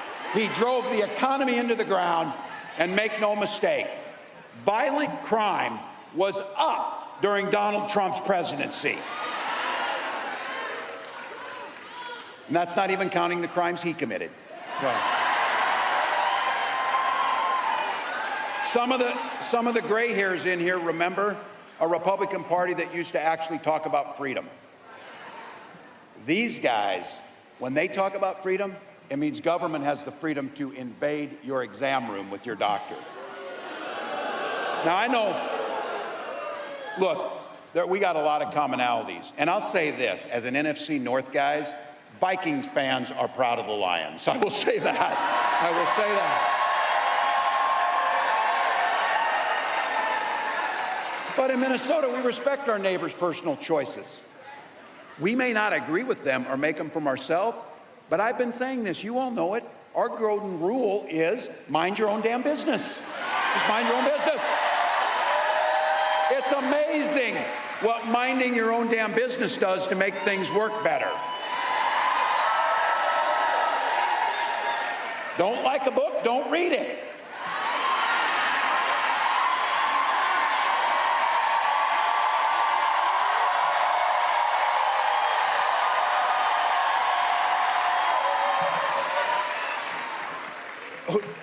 Is there anybody in America sitting around in a bar, a bunch of people talking and say, you know what we need in this country? We need to ban Animal Farm. That's the first thing we need to do. Nobody says that. But you know what? It would be fun if it wasn't so dangerous, because then they start thinking about things like IVF and banning IVF. And I have to tell you, this is very personal for my family. When my wife and I decided to have children, we went through years of fertility treatments. Remember, every time the phone rang, I'd catch my breath, I'd feel nervousness, and then it would be a crushing feeling when they told us that the treatments didn't work. The agony of that I can feel to this day. But I can also feel some joy in this, because it wasn't by chance, as I say this, when our daughter, and we finally conceived, and our daughter was born, we didn't hesitate at all. We named her Hope. We named her Hope.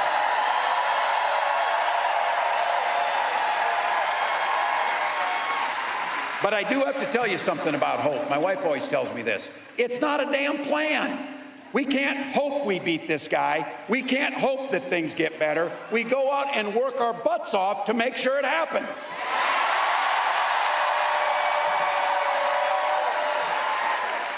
So when our next president walks out here and she talks about freedom, she means the freedom to make your own health care decisions. And when she comes out here and talks about that our children should be free to go to school without being shot dead in their classrooms.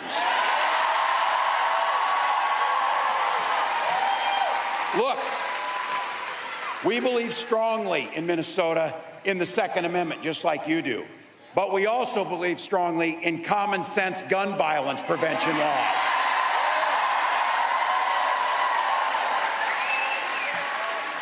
Freedom's when education's a ticket to the middle class, not crushing student loan debt.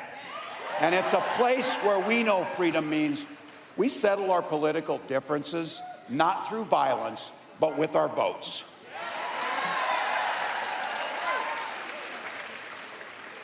You get it. You drove out here. You stood here. Yeah.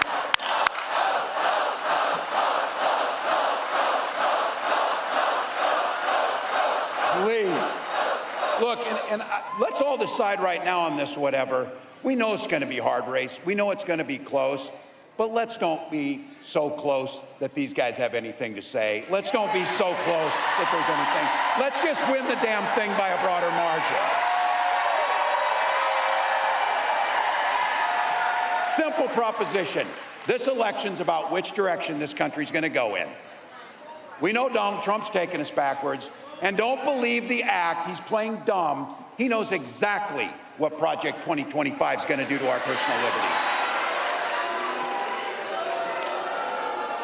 Destroy unions, rig the economy for the ultra-wealthy.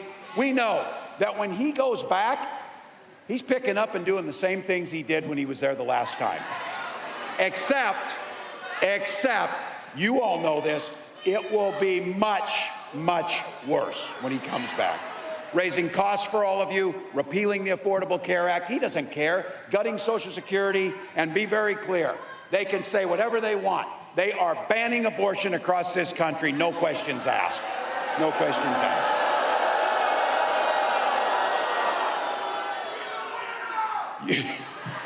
Yeah, you think this guy cares about you or your family?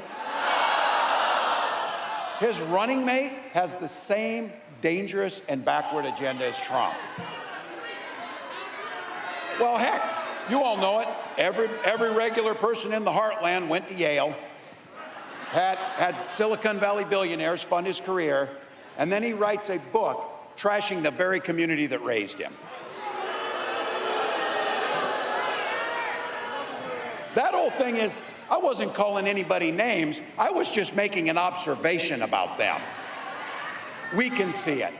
And here's my thing. There's a lot of things going to happen, by the way. We got about 91 days, and I keep telling people this, 91 days. My God, you can do anything for 91 days. 90. Christ, I haven't slept in 24 hours. You know why? We'll sleep when we're dead. We'll sleep when we're dead. Get it going.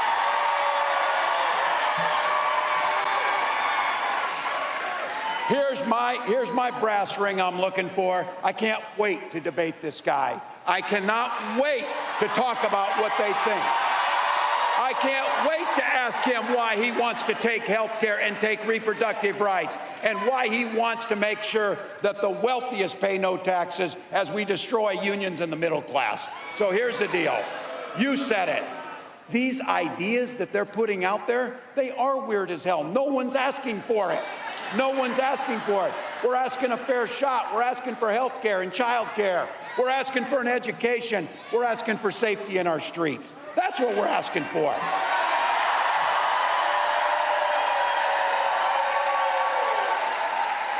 And we're going to get it because that's what this campaign's about. It's about moving forward.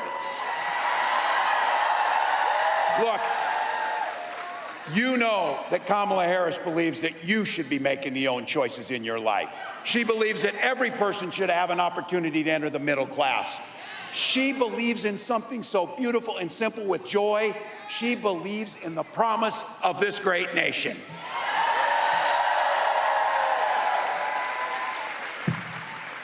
Look, she can take care of herself out front, and she said it. If they want to talk smack, she said it. Say it to my face, damn it. Say it to my face.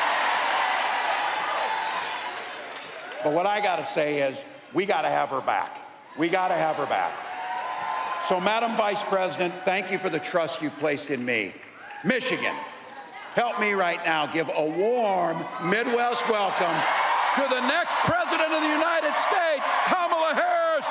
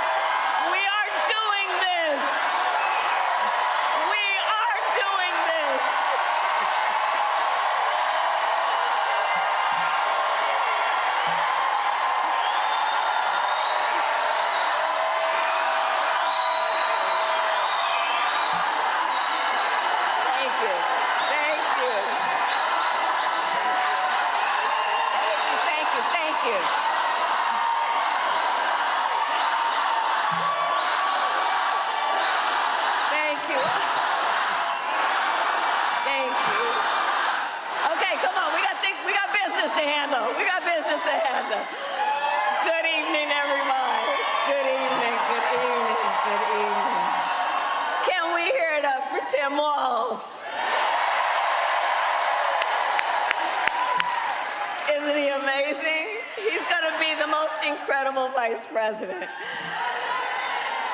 All right, so it is good to be back and to be with so many incredible leaders. I love you. Governor Gretchen Whitmer, thank you for your friendship, your sisterhood, and your leadership, and we are going to do this together. Lieutenant Governor Garland Gilchrist, thank you so much. His parents are over there.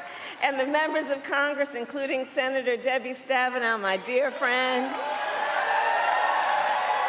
And your next United States Senator, Representative Elisa Slotkin. We're going to get that done. Mayor Mike Duggan, thank you for the warm welcome always. And of course, it is so good to be with the President of the United Auto Workers, my dear friend, Shawn Fain.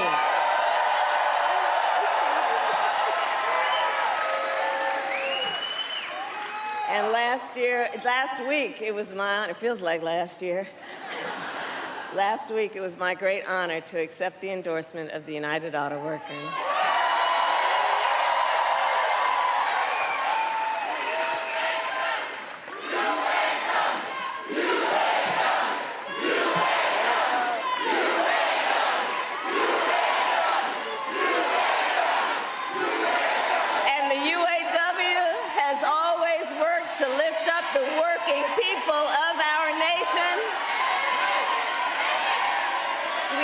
Over there. We need a medic over there, please. There should be medics in each corner. We're good? Okay. All right. Look, let's all take care of each other and look out for each other, all right? That's who we are. We look out for each other. Okay. So, as I said to Shawn, as I talked to Shawn about this election is going to be a fight. We like a good fight. When you know what you stand for, you know what to fight for, we know what we stand for. So I'm so proud to have UAW by my side because y'all know how to fight and you know how to win. Today, I also bring greetings from our incredible President Joe Biden. That's right. Joe. That's right.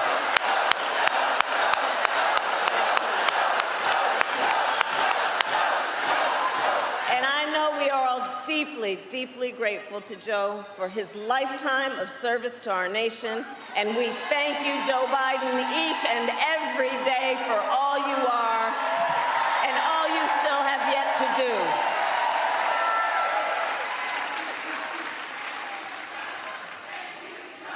Thank you, Joe. Thank you, Joe. Thank you, Joe. Thank you, Joe. Thank you, Joe. Thank you, Joe. That's right. I'm going to tell him what you said. So, Michigan, this has been a big week. On Monday, I officially became the Democratic nominee for President of the United States.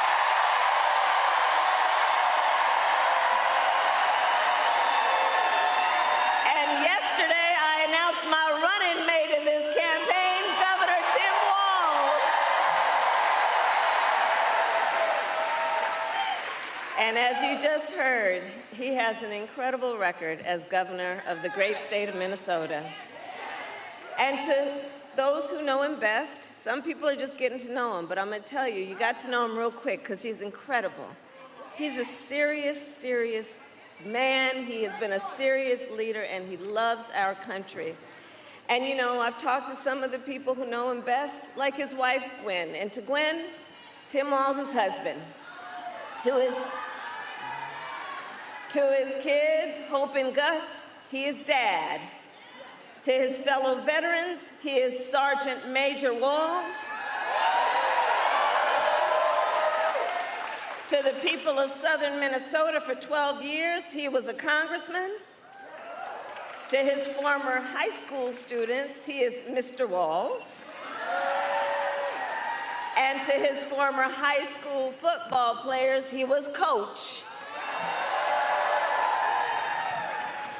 And in 90 days, the nation will know Coach Walz by the title Vice President of the United States. That's right. So it is so good to be back in Michigan. And listen, I am clear, the path to the White House runs right through this state. And with your help, we will win in November. We will win. And I know we are all clear about what we are up against. As many of you know, before I was elected vice president, before I was elected as a United States Senator, I was elected Attorney General, and before that, elected District Attorney, and before that, I was a courtroom prosecutor.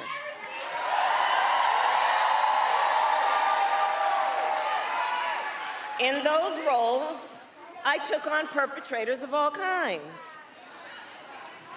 Predators who abused women, fraudsters who ripped off consumers, scammers who broke the rules for personal gain. So hear me, Detroit, when I say, I know Donald Trump's type. I've been dealing with them my whole career. For example, as Attorney General of California, I took on one of the country's largest for-profit colleges that scammed students. Well, Donald Trump ran a for-profit college that scammed students. You remember that? As a prosecutor, I specialize in cases of sexual abuse. Well, Donald Trump was found liable for committing sexual abuse. As Attorney General, I held the big Wall Street banks accountable for fraud. Well, Donald Trump was just found guilty of fraud. 34 counts, to be exact.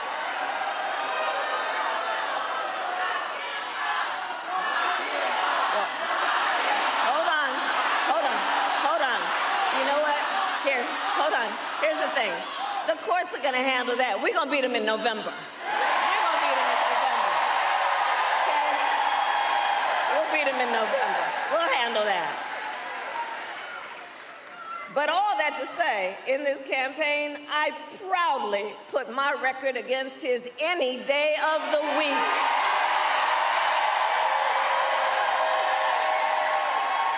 Any day of the week.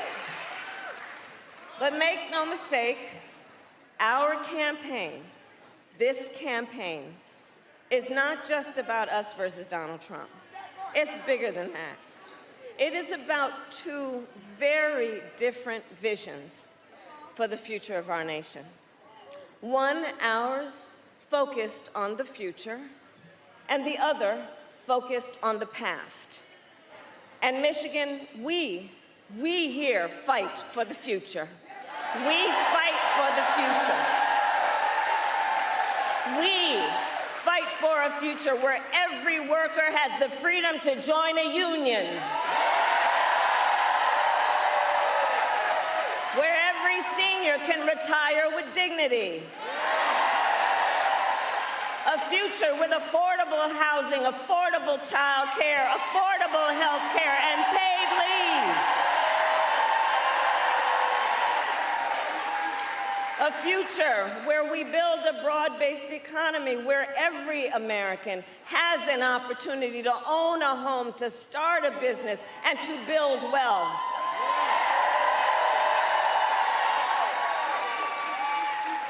And understand, in this fight, we are joyful warriors. Because while fighting for a brighter future may take hard work. We all here know hard work is good work. Hard work is good work. We believe in a future where we lower the cost of living for America's families, so they have a chance, not just to get by, but to get ahead. Because look, while our economy is doing well by many measures, prices for everyday things like groceries are still too high. You know it and I know it. When I was Attorney General, I went after price-fixing schemes. And when I am president, it will be my day one priority to fight to bring down prices, to take on the big corporations that engage in illegal price gouging, take on corporate landlords that unfairly raise rents on working families, to take on big pharma and cap the cost of prescription drugs for all Americans. That is the work we will do together. And all of this to say, unlike Donald Trump, I will always put the middle class and working families first.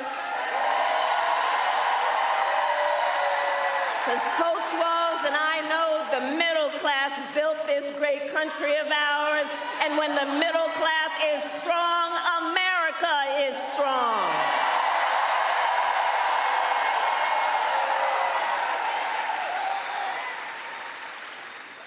And look, as we move our nation forward, Donald Trump intends to take our nation backward.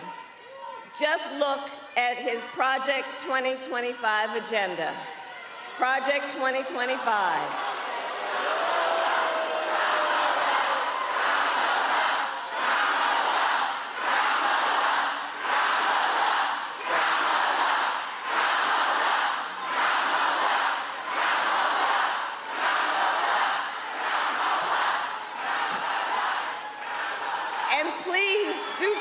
Project 2025, because I'm telling you, it is a plan. It is a plan to weaken America's middle class. Project 2025, if he is elected.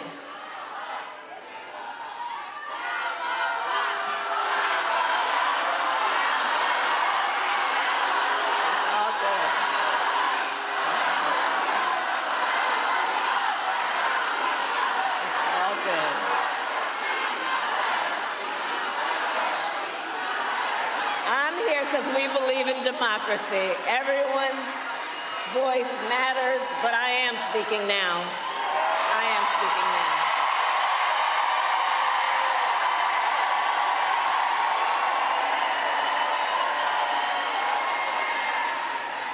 So Project 2025. Look, if he is elected, Donald Trump intends to give tax breaks to billionaires and big corporations. He intends to cut Social Security and Medicare.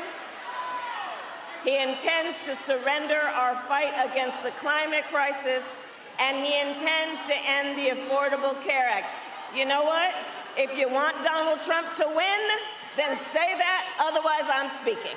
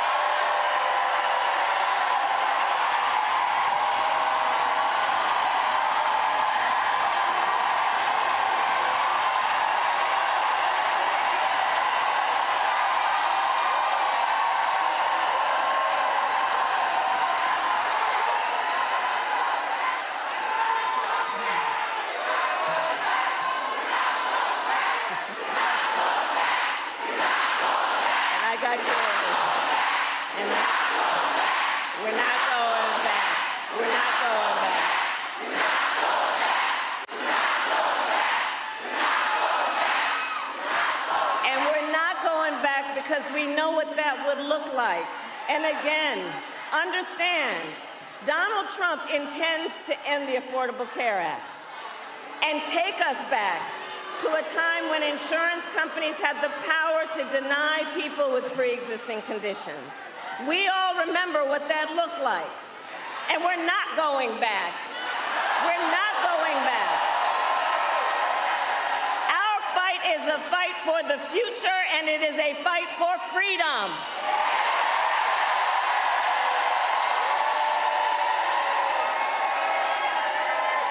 Across our nation, we are witnessing a full-on attack on hard-fought, hard-won fundamental freedoms and rights, and we will not stand for it.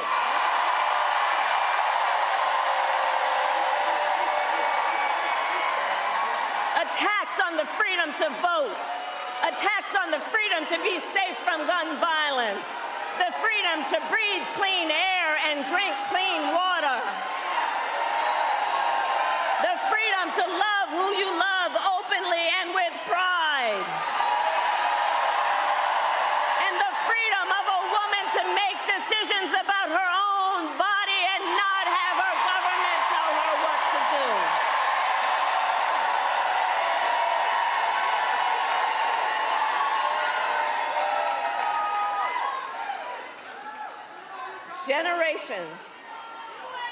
Generations of Americans before us led the fight for freedom.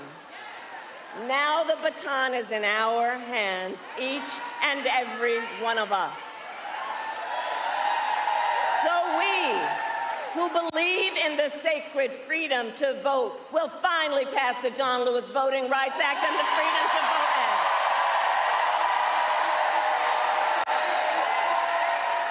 We who believe in the freedom to live safe from gun violence will finally pass an assault weapons ban, universal background checks, and red flag laws. We who believe in the freedom to organize will pass the PRO Act and put an end to union busting once and for all. And we who believe in reproductive freedom will fight for a woman's right to choose. Remembering what Donald Trump did to pick 3 members of the United States Supreme Court with the intention that they would take away this freedom, and they did as he intended. We who are paying attention to the fact that now over 20 states in our country have a Trump abortion ban, many with no exceptions, even for rape and incest. And we all know if he wins, he would sign a national abortion ban to outlaw abortion in every state, and that would include the great state of Michigan. But we're not going back.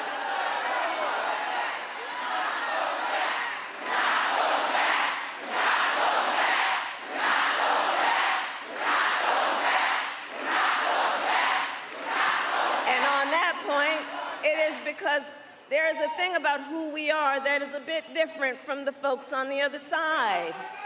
We trust women to know what is in their best interest and not have their government telling them what to do.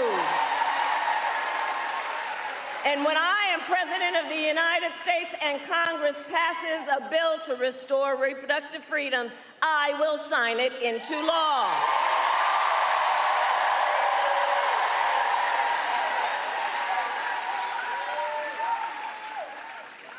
So Michigan, here's the thing. So much is on the line in this election.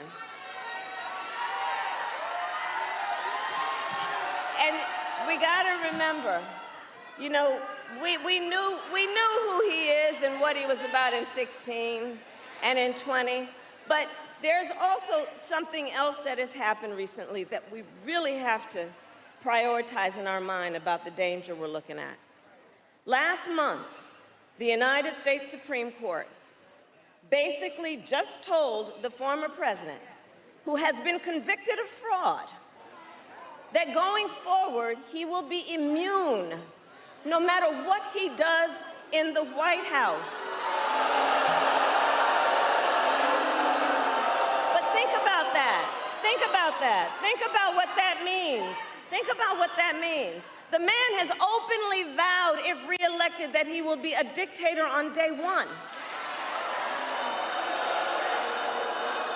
Think about what that means when he said that he will even, quote, terminate the Constitution of the United States. Because let us be very clear, someone who suggests we should terminate the Constitution of the United States should never again stand behind the seal of the President of the United States. Never again.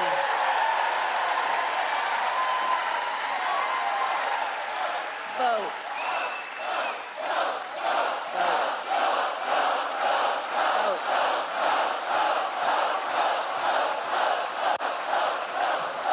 That's right. So here's the thing, to your point. When it comes down to all of the things that are important about this, I think the most important thing that I love you back, and listen, one of the things that I know brings us all out today and always is we love our country. We love our country. We love our country. And I do believe it is the highest form of patriotism to fight for the ideals of our country. That is how we preserve the promise of America. After all, the promise of America, think about it, is what makes it possible for Tim Walz and me to be together on this stage today. Think about it. Think about that. 2 middle-class kids, one a daughter of Oakland, California, who was raised by a working mother. I had a summer job at McDonald's. The other, a son of the Nebraska Plains who grew up working on a farm. Only in America is it possible for them together to make it all the way to the White House. Only in America. Only in America.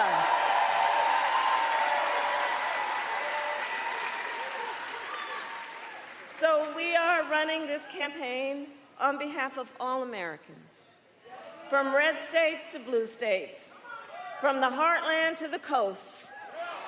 And when elected, I promise you we will govern on behalf of all Americans. I promise that.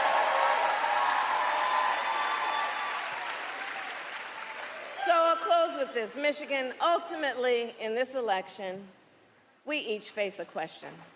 We each face a question. What kind of country do we want to live in?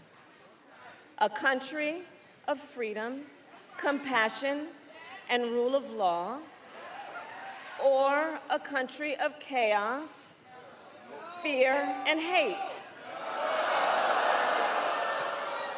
And the beauty of our democracy,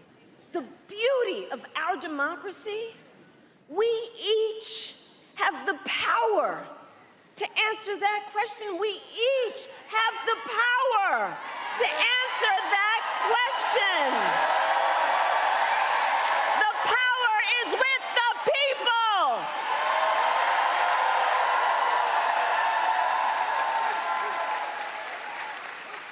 So in the next 90 days, we need you to use your power. We need you to knock on some doors. We need you to register folks to vote. We need you to organize and energize and mobilize and make your voices heard. So Michigan, I ask you, are you ready to make your voices heard? Do we believe in freedom? Do we believe in opportunity? Do we believe in the promise of America? And are we ready to fight for it? And when we fight, we win. God bless you, and God bless you.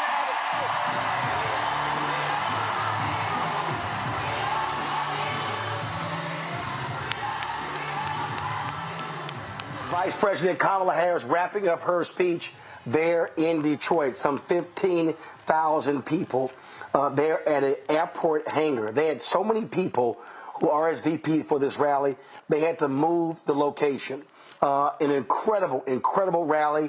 The second one of the day. The second rally of the day. They were in Wisconsin this afternoon. And again, they're there for this particular event, just absolutely packed. Lots of energy, lots of excitement. Now, what happened there were clearly some protesters who started screaming. And so you heard the vice president there say a few words to them. You see them now on stage. VP Kamala Harris to her left, Senator Debbie Stabenow, who's retiring, Congresswoman Elise Slotkin to her left. She won last night in the primary. Of course, in the purple dress, Michigan Governor Gretchen Whitmer. Then, of course, to her, next to her, Lieutenant Governor Garland Gilchrist. He talked about what it was like when they rolled up on Air Force Two, coming off that plane, and the energy and the excitement of the audience. It shows you how people are fired up about this campaign. New polling data came out today showing how the race has changed and how, when you look at the data, how she's now up in Wisconsin and Michigan. And so the election is going to come down to, again, 7 battleground states. And so you are seeing this type of energy and excitement. Right now, you're seeing Vice President Harris, Governor Walz going down to the rope line, where they are going to be, of course, shaking lots of hands, taking photos with the supporters. So you see what's going on there right now. And so lots of Secret Service there as they are protecting the vice president. And so, again, folks, absolutely amazing rally here. And again, you see how Democrats are energized with Harris now at the top of the ticket. Energized in terms of these rallies. The reality is there wasn't a single rally that President Joe Biden had that attracted 10, 15,000 people. The kind of money they've raised last month, $317 million in the first 24 hours.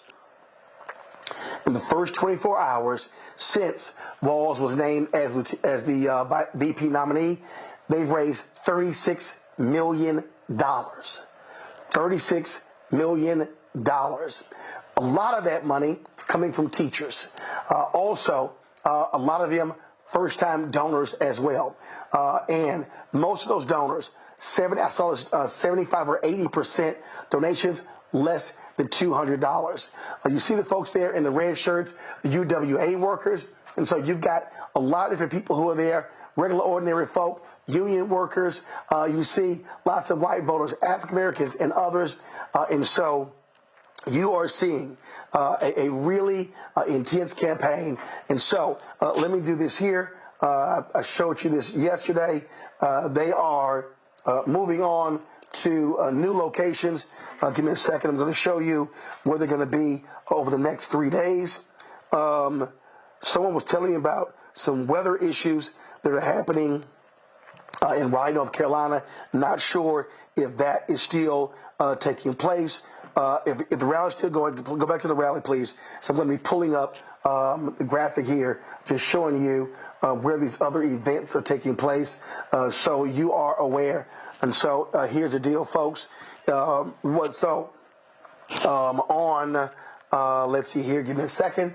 On tomorrow, they're supposed to be in Raleigh, North Carolina. The day after, Phoenix, Arizona. And then August 10th, Las Vegas, Nevada. And so they're going to be in those 3 cities. And so already massive rally yesterday in Philadelphia, 2 today, Detroit and Wisconsin. And again, going to North Carolina, going to Arizona, and going to Nevada. Those are, of course, 6 of the 7 battleground states that are looking at. The only one that you don't see on there is Georgia. She, of course, was in Georgia last week, but that was before picking Tim Walz. Governor Tim Walz is her nominee, so I'm quite sure they're going to have planning a rally there soon. They're going to be hitting other places as well. Like I said, some 15,000 people attending this rally today, and so lots to cover. And so we appreciate all of you for staying with us on all of our channels, on our YouTube channel. If you're on YouTube, y'all hit the like button because nobody else is doing this. Hey, I was told the cable nets had bailed out. They were not fully covering it. We are committed to covering in full all of these rallies that Vice President Kamala Harris has. And so that's the work that we are doing. And so we want y'all to support the work that we do. Because again, other networks, look, make their own decisions. We're the only black-owned news network. We're the only daily black news show. Go back to the rally, please. The show, let me go back to the rally. We're the only ones who are doing this work. We're the only ones who are committing this level of resources every single day to bringing you the stuff other networks are not bringing you the kind of guests that you're not getting elsewhere. And so that's what we're doing. And so we appreciate all of you for watching. We appreciate you for being with us. And again, not sure how long the VP and the governor are going to be, of course, working this rope line, but they understand the importance of meeting the voters, touching the voters. And so these events have played a crucial role in the building of this campaign. And you're seeing what happens, the results in the polling data. You're seeing an enthusiasm gap. You're seeing it in the fundraising. You're seeing it in the volunteers. And not just in those 7 battleground states. We're seeing people who are volunteering in Florida, in Texas, in Tennessee, other places. This is having an impact on down ballot races as well. Not just U.S. Senate, not just House races, but also state races, local races. And so this is what you call coattails. And so I think you're going to see a lot of this. And don't forget, this is only August 7th. We're going to be in Chicago August 19th to the 23rd, covering the Democratic National Convention. We're going to be live every night, 6 p.m. to midnight, covering everything, having some of the top voices on the air as well. And again, the only black news network. We're going to be doing this every single night. What we're doing here at the Black Star Network, nobody else is doing. Ebony is not doing what we're doing. Essence is not doing what we're doing. Black Enterprise is not doing what we're doing. Blavity is not doing what we're doing. The Griot is not doing what we are doing. None of these folks are. This is a moment, and this is where black-owned media, again, Revolt's not doing what we're doing. TV One's not doing what we're doing. BET is not doing what we're doing. So just understand why these things matter, why black-owned media must be standing up. Where we were with TV One in 2008 when Obama was running is exactly why we're doing what we're doing right now in 2024, covering this race in this moment, speaking to these issues. And so, again, folks, you see that they continue to be on the road line, not sure what the heck. This is probably the live feed from the pool camera. It's probably what this is. And so, but you still see the vice president there. Folks, we're going to do this here. I'm going to save my voice. I'm almost over COVID. Still trying to get my voice back 100%. Been doing lots of liquids, lots of rest. Thank you for all of your prayers. Folks for sending me text messages and things like that. So I totally appreciate it. But do me a favor, folks. Support the work that we do. We don't get the support of advertisers like these white mainstream networks. We don't. I'm battling them every single day.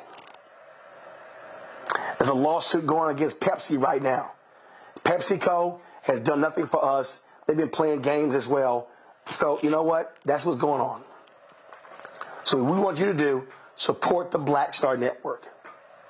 Your resources are critical to our survival. We want to be traveling around the country, taking the show on the road in September, in October, in the first week of November. Because we want to hear your voices. I'm sick and tired of listening to white people in diners on Fox News and MSNBC and CNN. Black people also have something to say about this election. And so we want to be able to hear from you, to talk to you, to get your perspective. So our goal is real simple. There's no amount that doesn't matter. We ask folks to give $50. You can give less, you can give more. We appreciate every single dollar. So send your check and money order, P.O. Box 57196, Washington, D.C., 20037-0196. Cash App, $RM Unfiltered, PayPal, R Martin Unfiltered, Venmo, RM Unfiltered, Zelle, Roland@RolandSMartin.com, Roland@RolandMartinUnfiltered.com. Download the Black Star Network app, Apple phone, Android phone, Apple TV, Android TV, Roku, Amazon Fire TV, Xbox One. Shout out Joshua Allen, who just sent $20 via PayPal. Shout out Christine, who just sent $25 via Cash App. Shout out Cheryl Brody, who just sent $20 via Cash App. Shout out Alice Jones, who just sent $50 via Zelle. Laura Brown, thank you for your $5. It matters. Anita Nickens, $50. IVL Soaps, $25.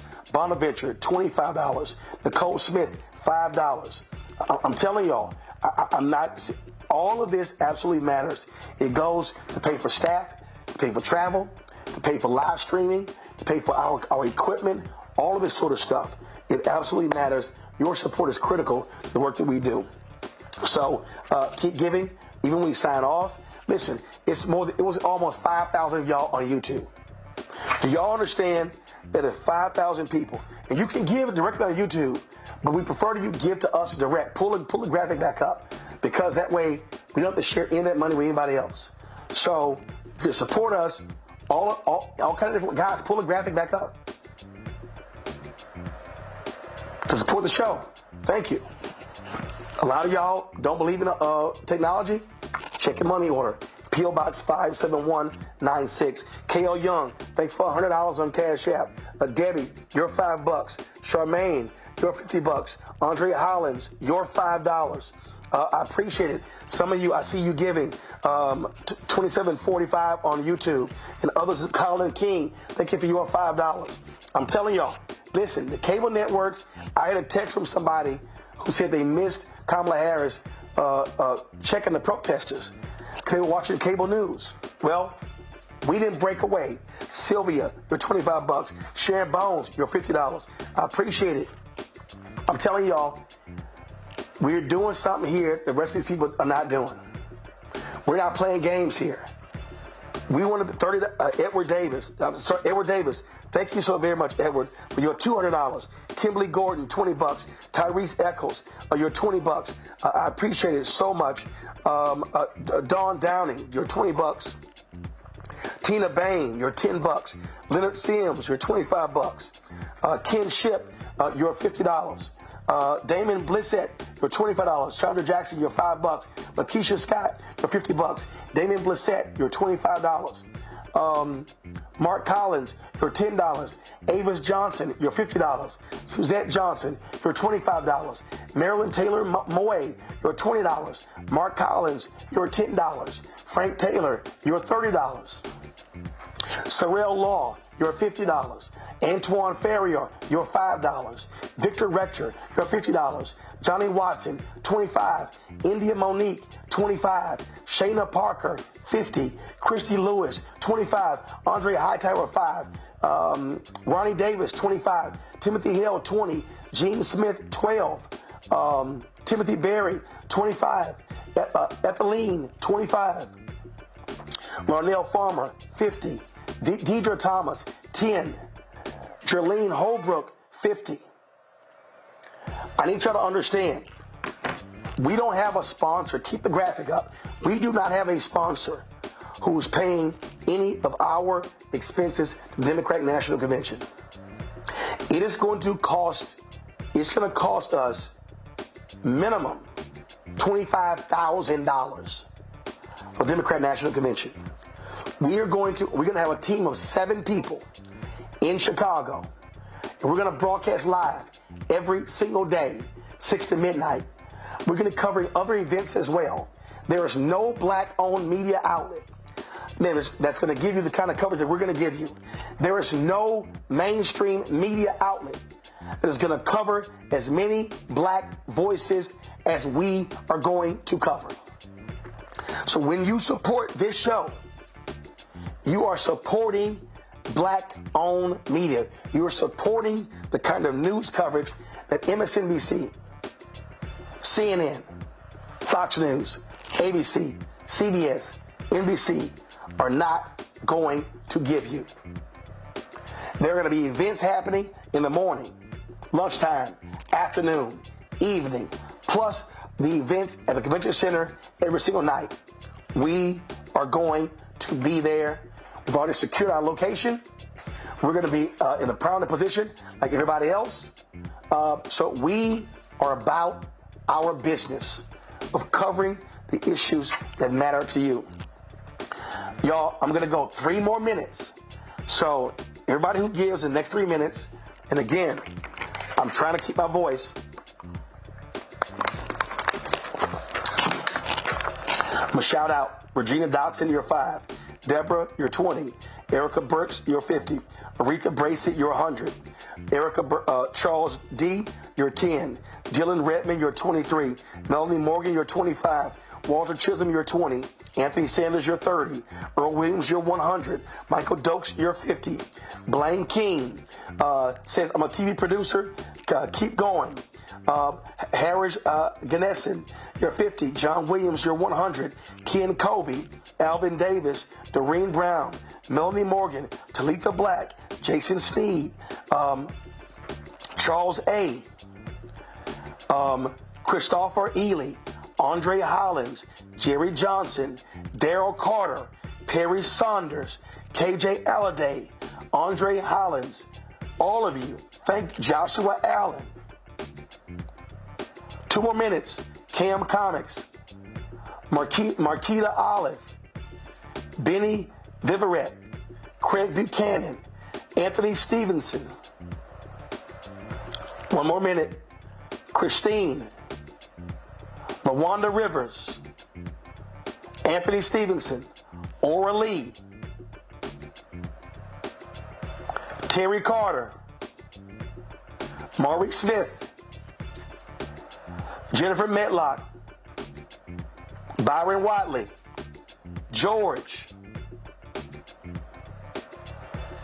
Courtney Benton, Chantel Scott. 30 seconds.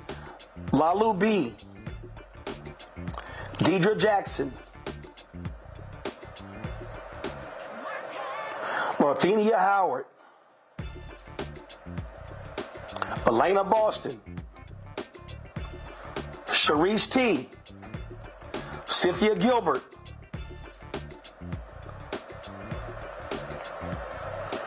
Shawnee Wiggins.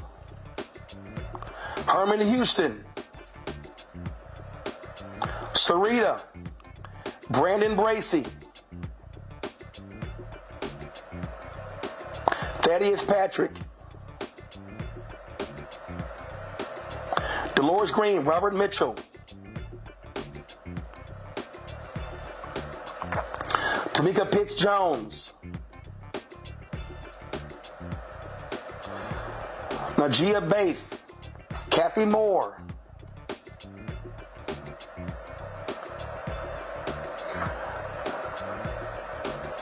And I'm going to do this here.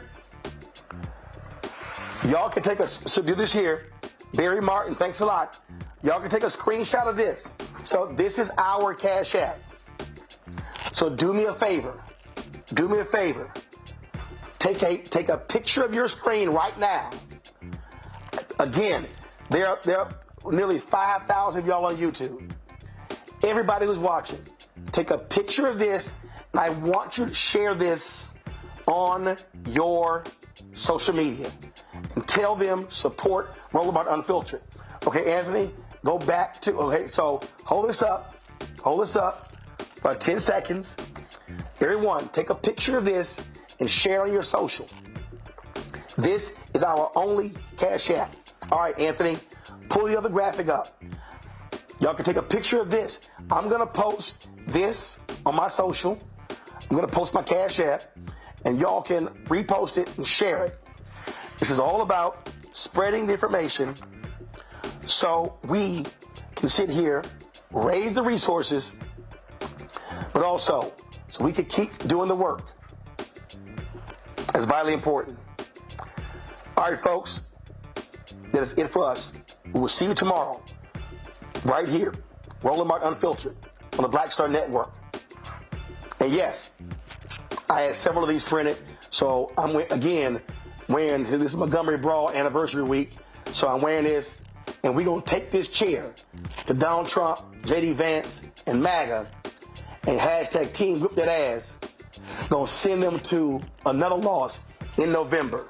I'm going to see y'all tomorrow. Holla! Oh, no punch! I'm real revolutionary right now. Thank you for being the voice of Black America. All momentum we have now, we have to keep this going. The video looks phenomenal. See, this difference between Black Star Network and Black-owned media and something like CNN. You can't be Black-owned media and be scared. It's time to be smart. Bring your eyeballs home. You dig?